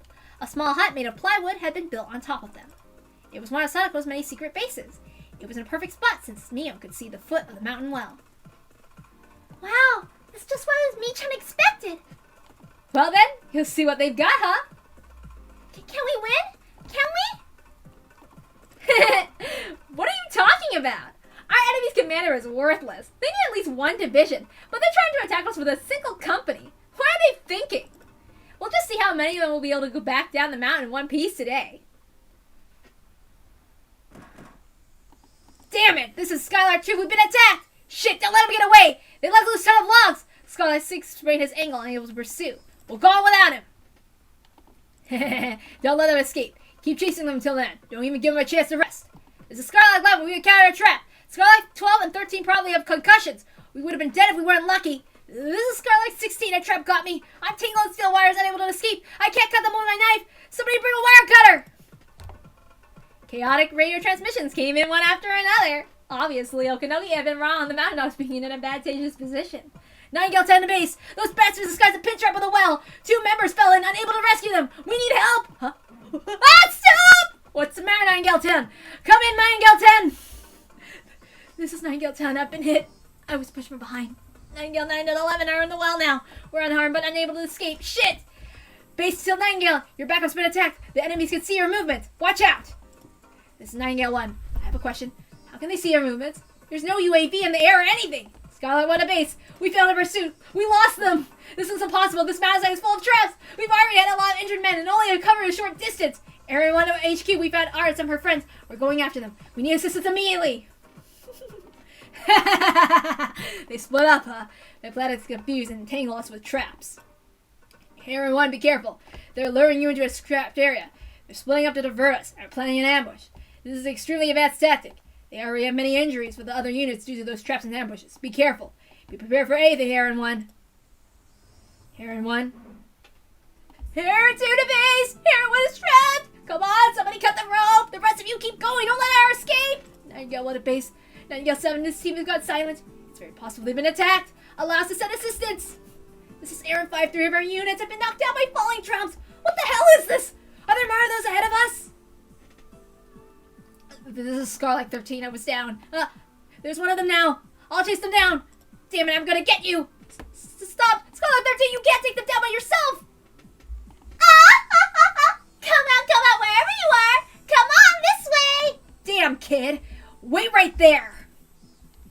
Scarlet 13 chased Sadako with an enraged smile on his face, but Sadako ran through the woods effortlessly. I believe this one's Amakusa from Mineko. Small branches scratched his body all over. This isn't the manga, but whatever. But he continued to chase Sadako. Sadako ran like the wind. To her, she was simply running in her own backyard. Who would get injured in a place like that? As Skylark 13 ran after, he pressed after many mountain dogs who couldn't even move because of Sadako's traps. The more of his trapped fellows he saw, the more he wasn't sure if the girl he was after was really a girl. She was really just something that looked like one. He reached an area where the logs were stacked up in piles, and it seemed like the trees in the areas were being chopped down. It was a rather strange scene. On his way there, Scarlet 13 saw a different member until hanging upside down from a tree. He also saw a few feet sticking out of a pitfall. There was a member who was trying with the root of the tree with a device that looked like a pair of handcuffs. He reached this area after seeing all of them. He suddenly started sweating all over his body, for Scarlet 13 realized he had been lured to a trap. He'd been caught in a snare. She had tricked him! The girl was standing in the middle of the open area, calmly balancing on a stump. She was simply looking at him. Shit, he thought. She's trying to lure me in. This is Scarlet 13. I chased one of them to the open field. I'll catch her. I'll get her. This is Nightingale 7. I'm the one hanging behind you. That isn't a girl. That's a demon. If you chase her, you'll end up in hell. Base of Scarlet 13. That's enough. Wait for assistance. Some nearby members are on their way. What's the matter, huh? If you want to catch me, you need to step forward 10 meters. It was only 10 meters. If he walked around 10 meters, he could catch this bratty little girl. How many steps did he have to take to walk 10 meters? If he took 10 steps to talk to 10 meters, that meant there'd be 10 more chances of stepping on a trap. But it was only 10 steps. He can catch her after taking just 10 steps. Well, if you really want to catch me, then why not take your first step? Come on! Shit! How was he gonna take his first step? That area of the weeds looks suspicious, but the bare ground looks suspicious too. What if he jumped onto a tree stump? No, that was what she wanted him to do. Cold sweat was dripping off of Skylat 13's body. He only needed to take 10 steps, so why was he so nervous about taking the first one? Skylat 13, from what I see, the tree stumps look okay. You can jump on them. Don't, Skylat 13, this is Angle 8. The one tied to the tree root. The tree stumps must be the traps. There are too many stumps here, and that's just too suspicious. Can you hear me, Starlight 13? Don't go into any bushes. It's dangerous. Don't step on the weeds. The open grass is dangerous, too. Shit. And where should I step? You want me to fly? What on earth are you doing? I'm growing bored waiting for you. This is Nightingale 9, the one who's being tied up. My head is being patted by one of the targets. She says it's a trap field. Supposedly, that girl's magnum opus is set up there. You should be extra careful. You've got to be kidding me. Did he say magnum opus? What does he mean by magnum opus? Then what about all the other traps?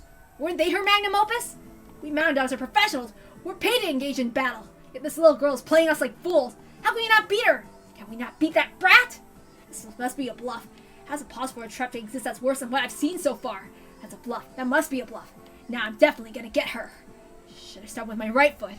Or my left? The girl suddenly lifted her hand and thrust it at me. Is she trying to tell me to stop? 5 steps. What? If you can take 5 steps without stepping on a trap, you win. I see. You're confident, aren't you? If I take 5 steps safely, what you can do? Let's see. I'll admit my loss and surrender. How about that? My brain is as sharp as ever today. I'll get you before you take your 5th step. Stupid fucking kid! Calm down, Skylar 13. Don't let her provoke you. She's a demon. Don't let her appearance fool you. She can read your mind. We can't defeat her. Face to Scarlet 13. Don't go any farther. That's enough. Nightingale's almost there. Just stay in position. But that would mean I'd lose. 5 steps. 5 steps, you say? Damn it, I'm in. 5 steps, right? Just 5 steps, right? How many times do you have to repeat it? A man should only say things once unless he's whispering words of love. Damn you, kid! Scarlet 13, she's gonna read your mind! Calm down. That's right, I'm Scarlet 13. I'm cool-headed, just like Gogo, so I need to keep a level head and think. Right, she's already onto my thoughts. She can see how I think if I have to take 5 steps toward her. Whatever do you mean by that? This is what it means. I won't go forward. I'll take 5 steps backwards. I did it. I was certain it was a trick. If I take 5 steps, I win. She didn't say I had to move forward. I can go backwards, too. And that's why you're done with those 5 steps.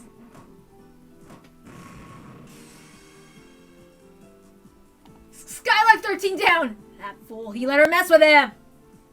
Sadako's remarkable performance wasn't just her own effort alone. Mion had mastered the geography and the enemy's formation while instructing Sadako. Sadako marked all her traps on the map. With the map and Mion's ability to command your mind, the club was simply unbeatable.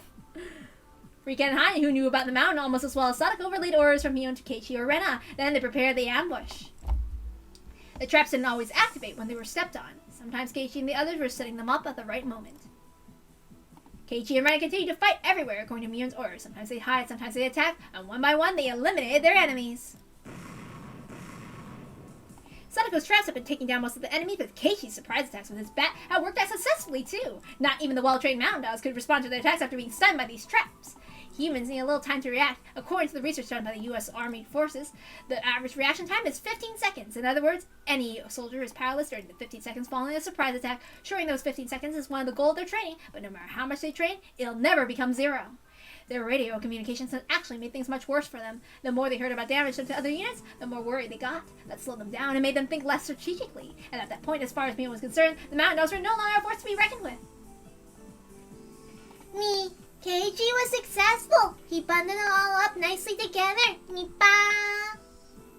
Well, Sadako did it too. She finished off all of them. Got it. Looks like we got 5 more with this one, huh? Okay, my lovelies, what are you gonna do now? About 30% of your Southern army has been dropped out. At least 1 or 2 men have to respond to calls from injured soldiers. And what that means is they hardly have anyone left. Any decent commander would order a retreat around now. This is Scarlock 1. We have too many injured men in our unit.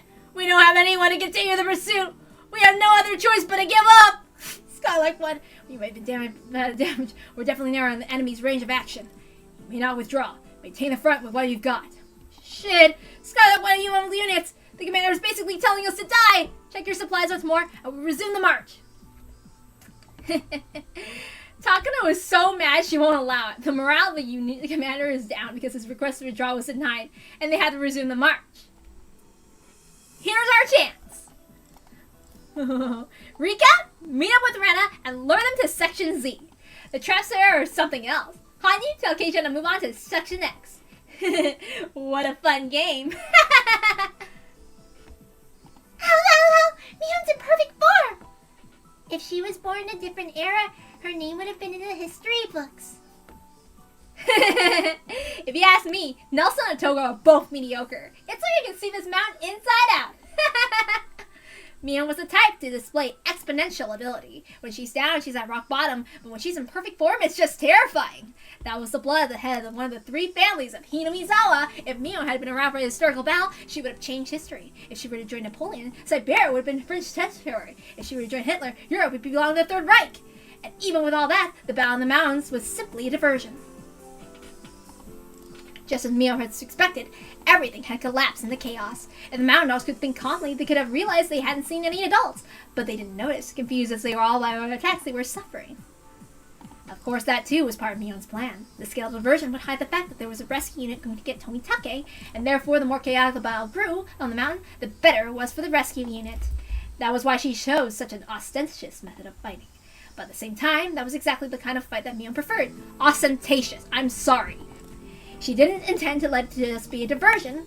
She was planning to destroy the dog's main force on these mountains.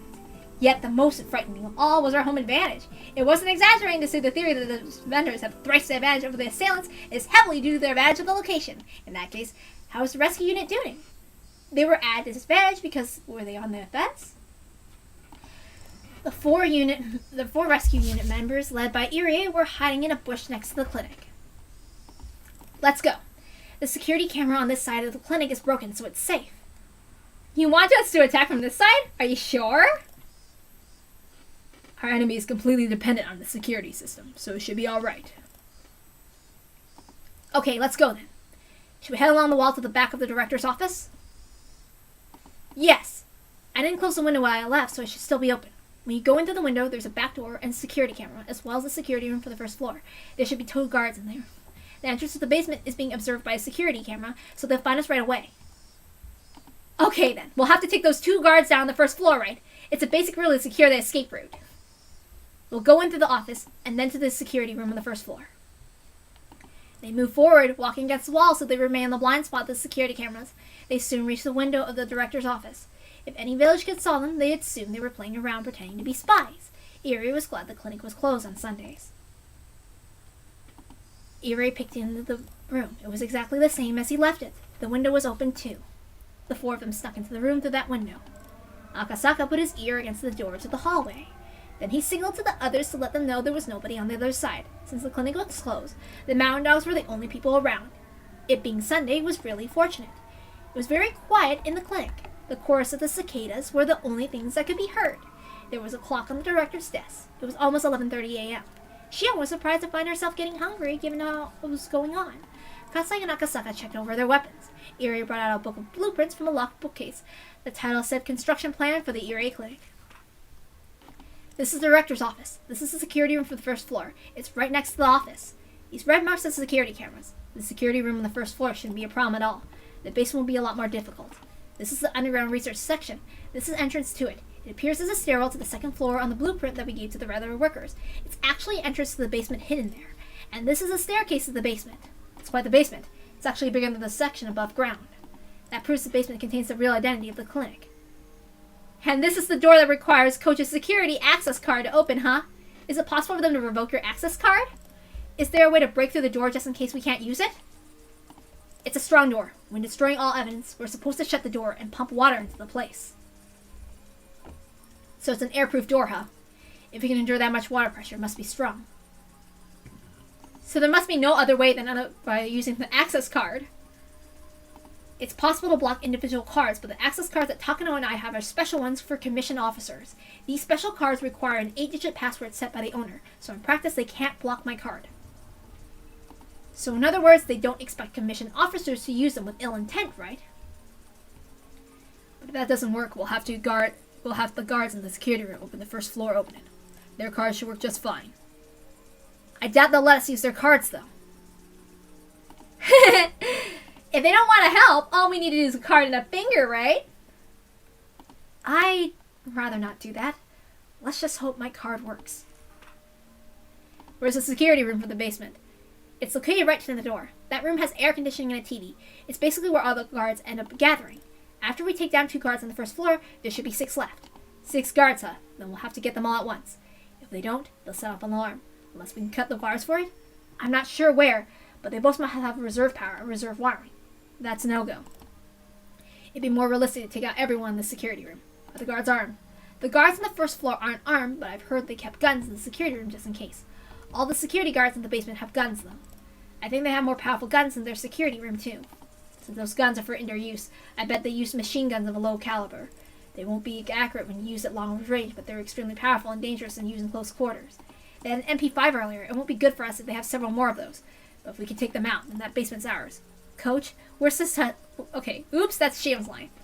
I had an MP5 earlier. It won't be good if they have several more of those. But we can take them out, and that basement's ours. Coach, where's Satoshi? I'd rather not move him. But we can't leave him in the enemy's hands either. Let's move him somewhere safe. I need to be with him too. Which room? Is Satoshi in? He's in the confinement room down there. He's been staying there since last year. Satoshi.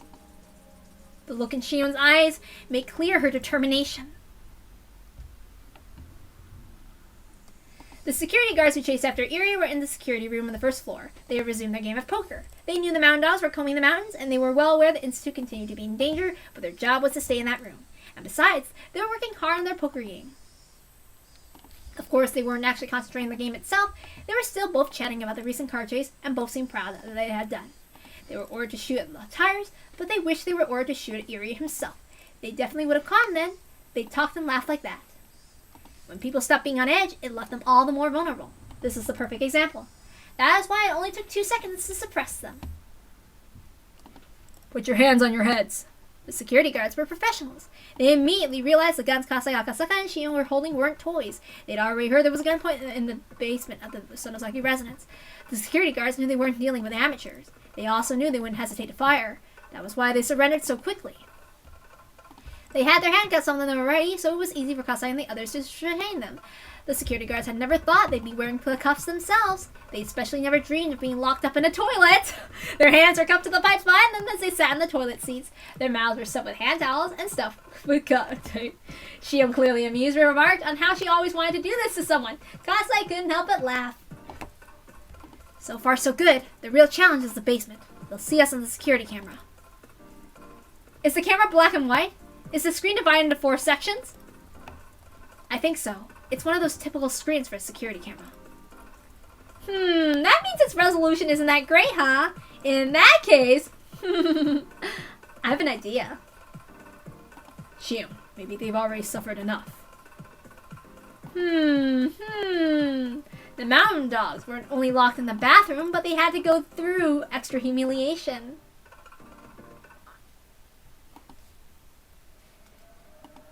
Radio calls continued to come in from the mountain dogs who were fighting up in the mountains. The security guards listened to them intently over the speakers. From what they could hear, it was obvious the mountain dogs weren't doing well at all. They kept falling into traps, suffering heavy losses, all of which they had never expected. It was clear the mountain dogs were trapped, but they even started to think that they were being lured into something bigger than a simple military maneuver. The mountain dogs had made a mistake. They assumed the club members went to the mountains to escape Hinamizawa, but they were wrong. They were simply being lured to their enemy's carefully prepared territory. The panicked voices of the mountain dogs, Takano's yelling, and the Okanogi's reprimands could be heard through the speaker. It certainly sounded like a war zone.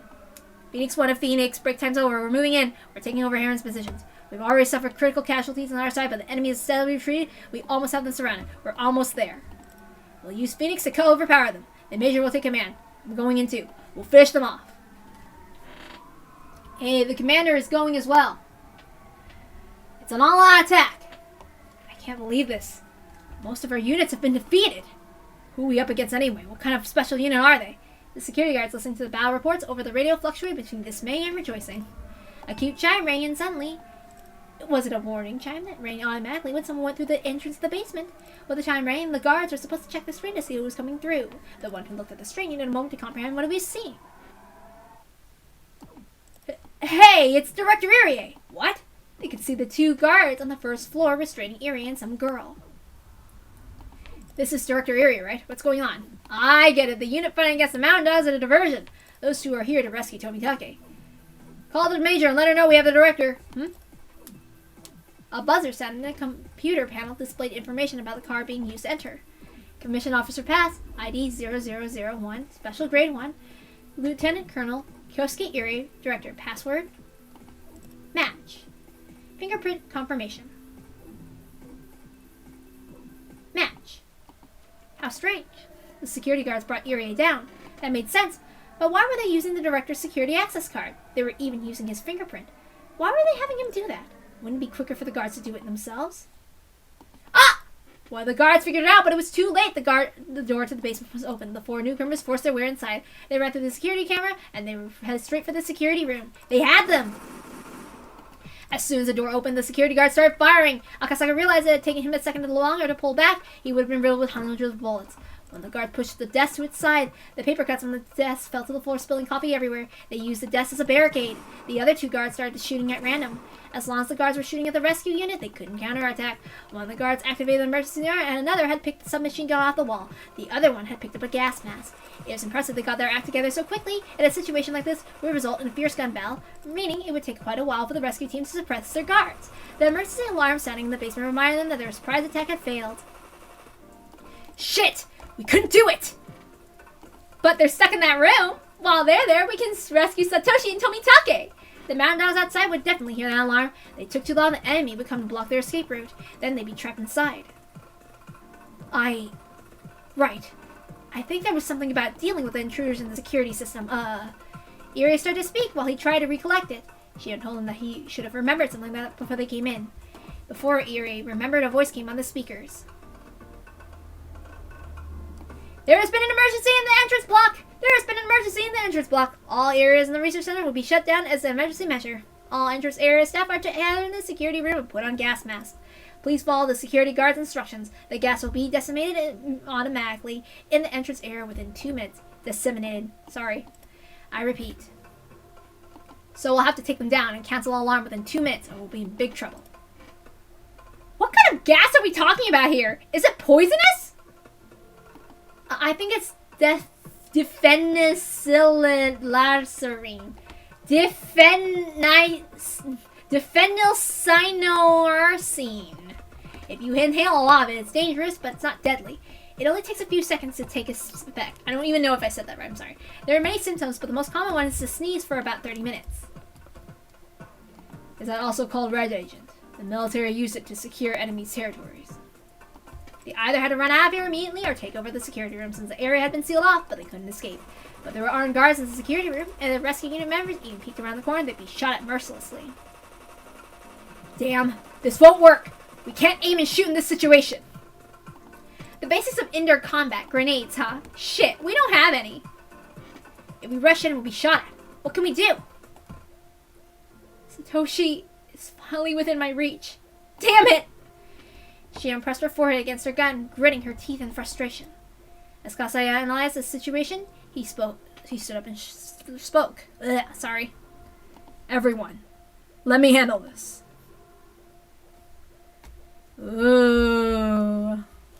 I wish I could do this properly. I can't do this justice because I'm not a man. The guards in the security room were on edge too. Once the gas was flowing, everything would come to an end. But the guards knew their enemy wouldn't just sit and wait for that to happen. They'd come rushing in regardless of the counter-attack they'd face. Although the guards would have to have the upper hand, it'd be point-blank gunfights. They wouldn't come out of it unscathed. Therefore, as the deadline approached, their tension increased. The guards never even considered that the door they opened would be shut again. They fired the door, leaving many small holes in it. After that, it all went quiet. What were they thinking? There was nowhere to hide. The gas was about to be released. Why did they close the door? For that reason did they do that.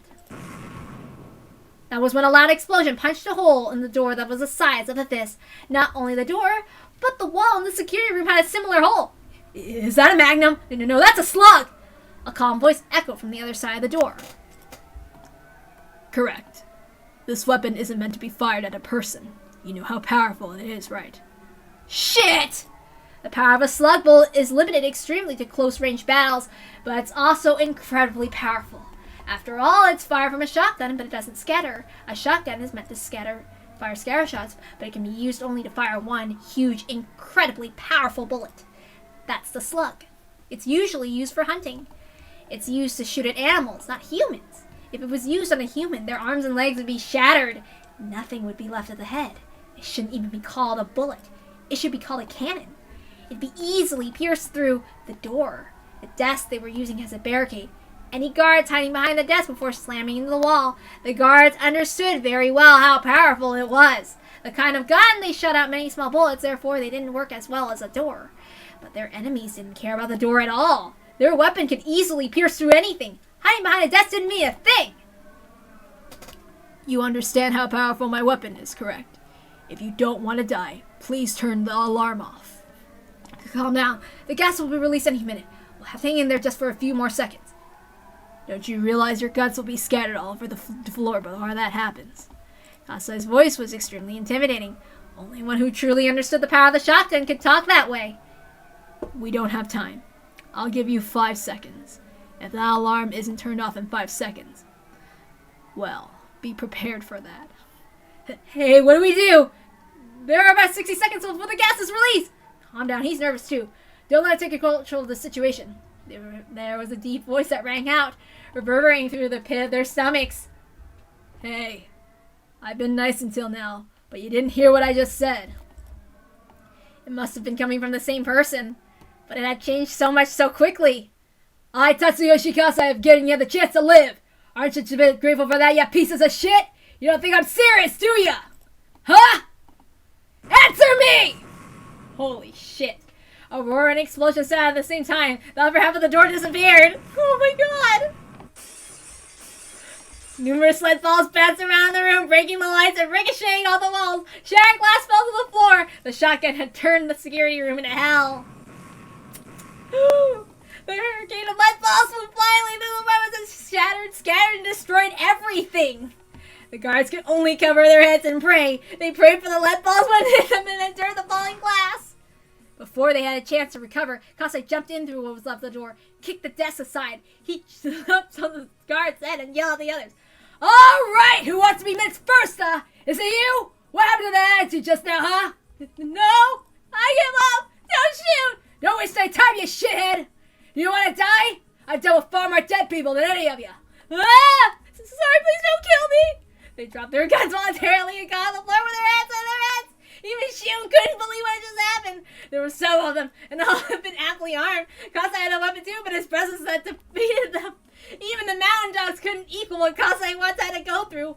What the heck are you taking a nap for? Do you want to inhale the gas? I can easily rip your mask off, you know. Turn the fucking alarm off already. Okay, I'll turn it off. I will. Don't shoot. Don't shoot. One of the guards got up in a hurry and switched the alarm off. Kasai stood there calmly, but they were only seconds away from getting the gas releasing. Shion and Akasaka came to their senses and quickly moved to the room to help Kasai subdue the guards. Kasai? You're...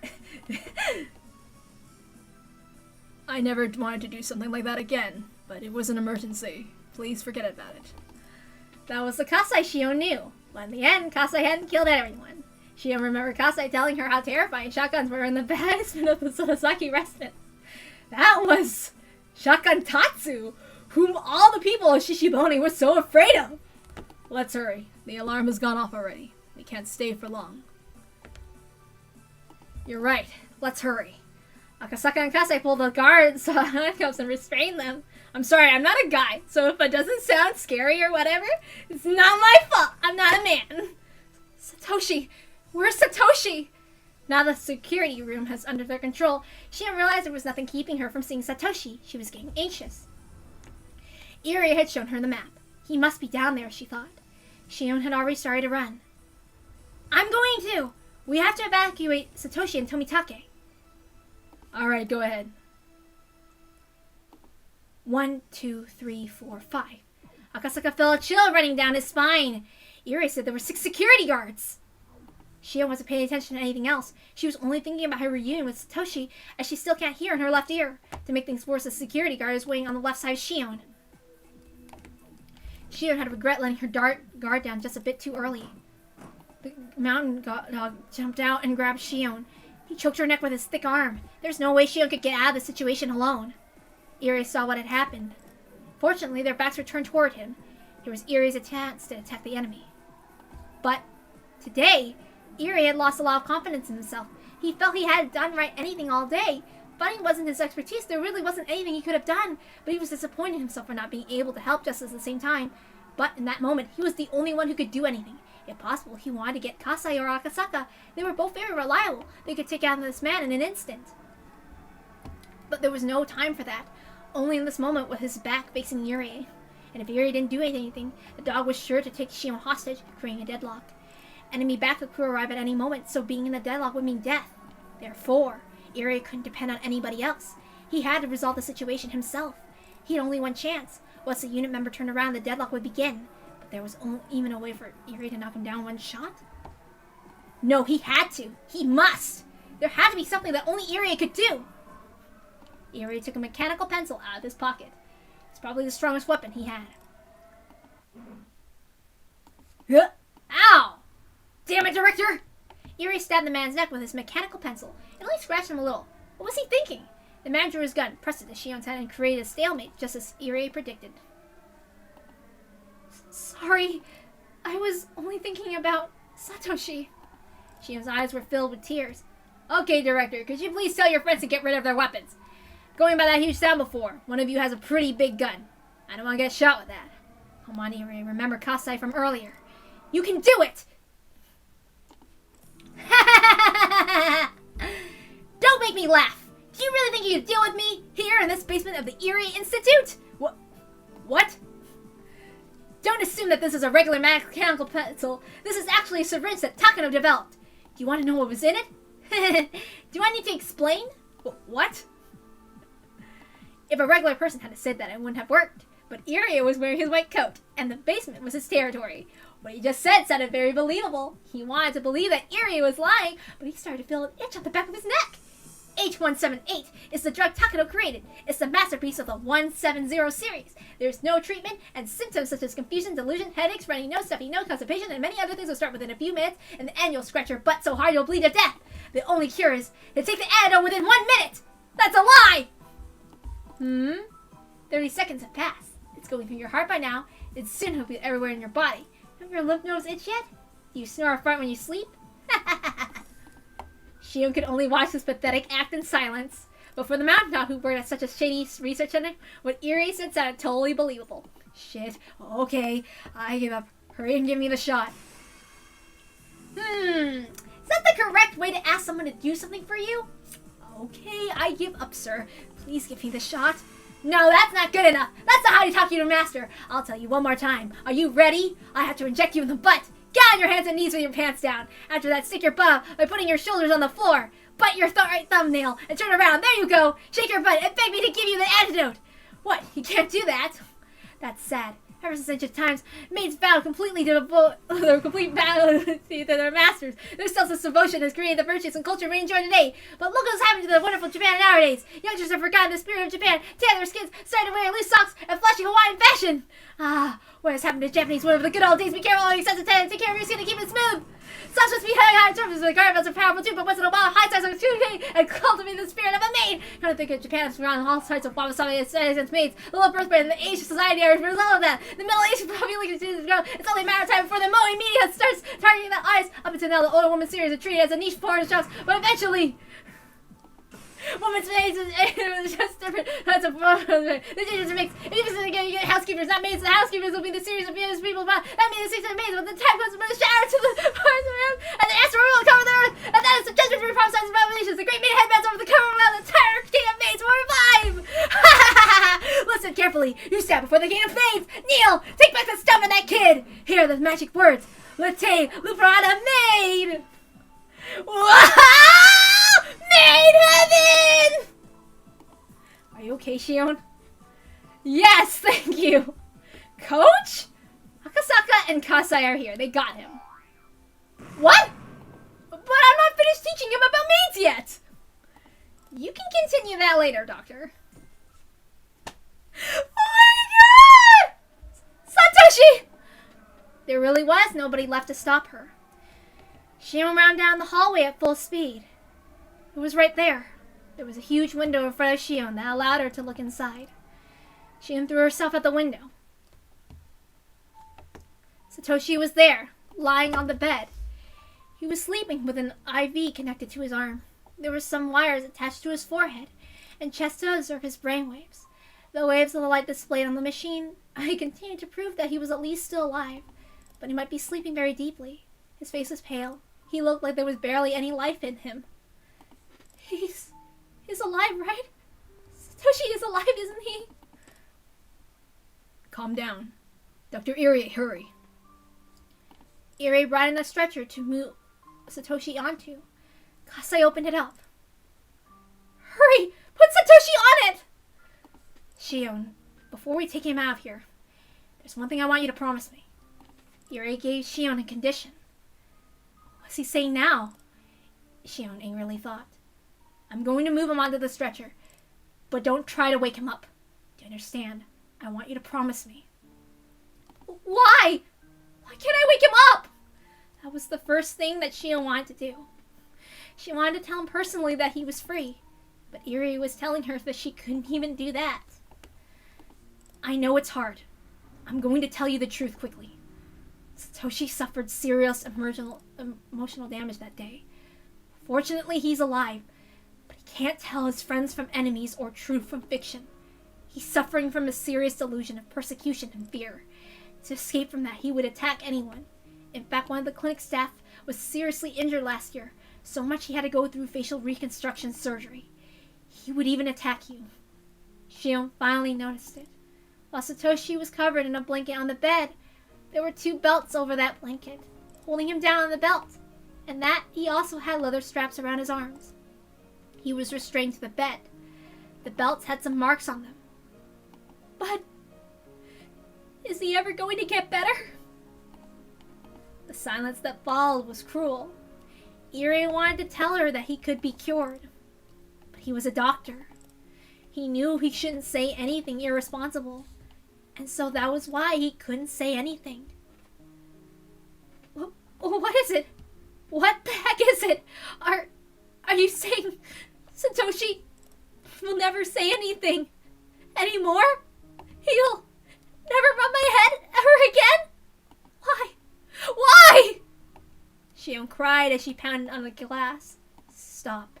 If you really care about him, please don't wake him up. That's what he wants to. If you wake him up, he'll hurt you. He doesn't want you to see him like that either. So please, try to understand. Why?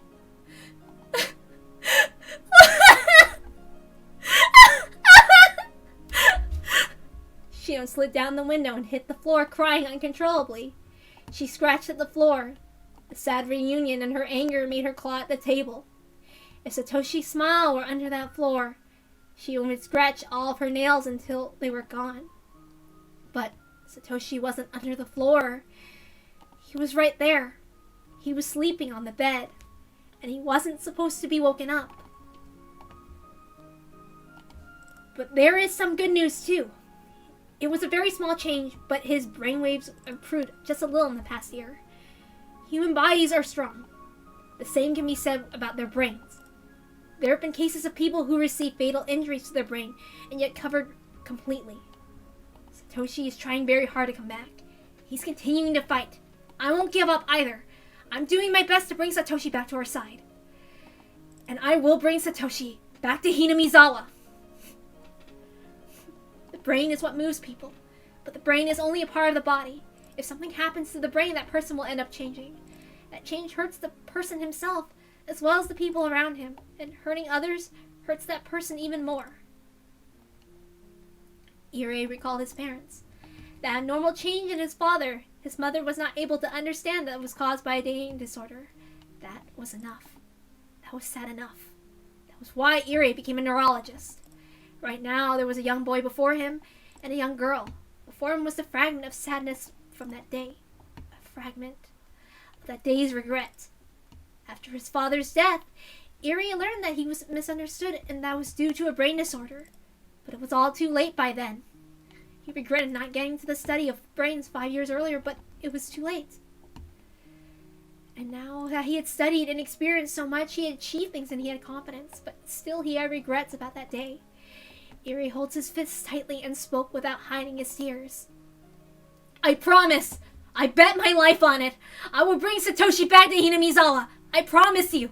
Satoshi is trying to come back! If we reach out to each other, it will happen! Shion! Please trust me and wait. I promise you! I'll bring him back to Hinamizawa! Irie vowed from the bottom of his heart, and he realized something. Irie realized that everything he had done was in preparation for this day. The two people in front of him weren't his parents, but he was going to rid himself of his regrets and devote himself to that promise. Really? Are you sure? Is Satoshi coming back? Really? Yes, he is. I bet my life on it. He's coming back to Hinamizawa. So Shion, please wait until that day, and we'll welcome him back together. Do you think you can wait until that day comes? Can you keep this a secret from Sadako? Yes, if Satoshi's coming back, I'll do anything. I'll endure anything. Please, look over there. Oh, there was something in the corner of that dark room. It was the giant teddy bear that Satoshi had brought that day. He worked so hard and saved a lot of money to buy that for Sadako's birthday. Can you imagine Satoshi leaving without giving it to Sadako? No, you can't, can you? Satoshi will come back to you, and Sadako with that teddy bear. Please just wait until that day comes. Can I come visit him, though? Of course. Can I sit next to him and read a book to him? And... Absolutely. I'm sure he'd like that, too. Shion started to cry again. Akasaka came in with Tomitake, but he couldn't say anything to her. I'm glad you're safe. Once you call the Bloodhounds, everything will be okay.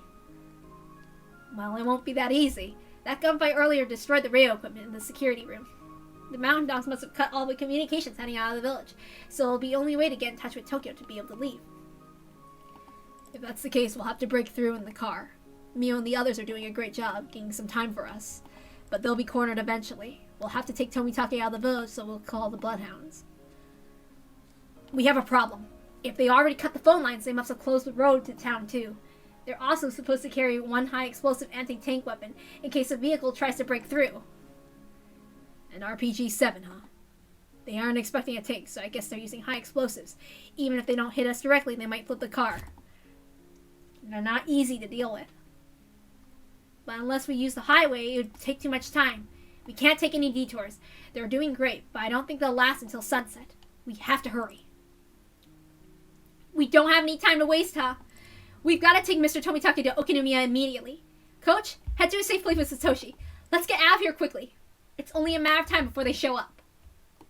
Shion's eyes were swollen from crying, but she had calmed down. Satoshi's safety depended on their victory. They had to win for his sake, too. Although this is a very sad situation, Satoshi was alive, and he would be back someday. She understood that, and yet more tears poured from her eyes. Sis, everyone, thank you. We succeeded over here.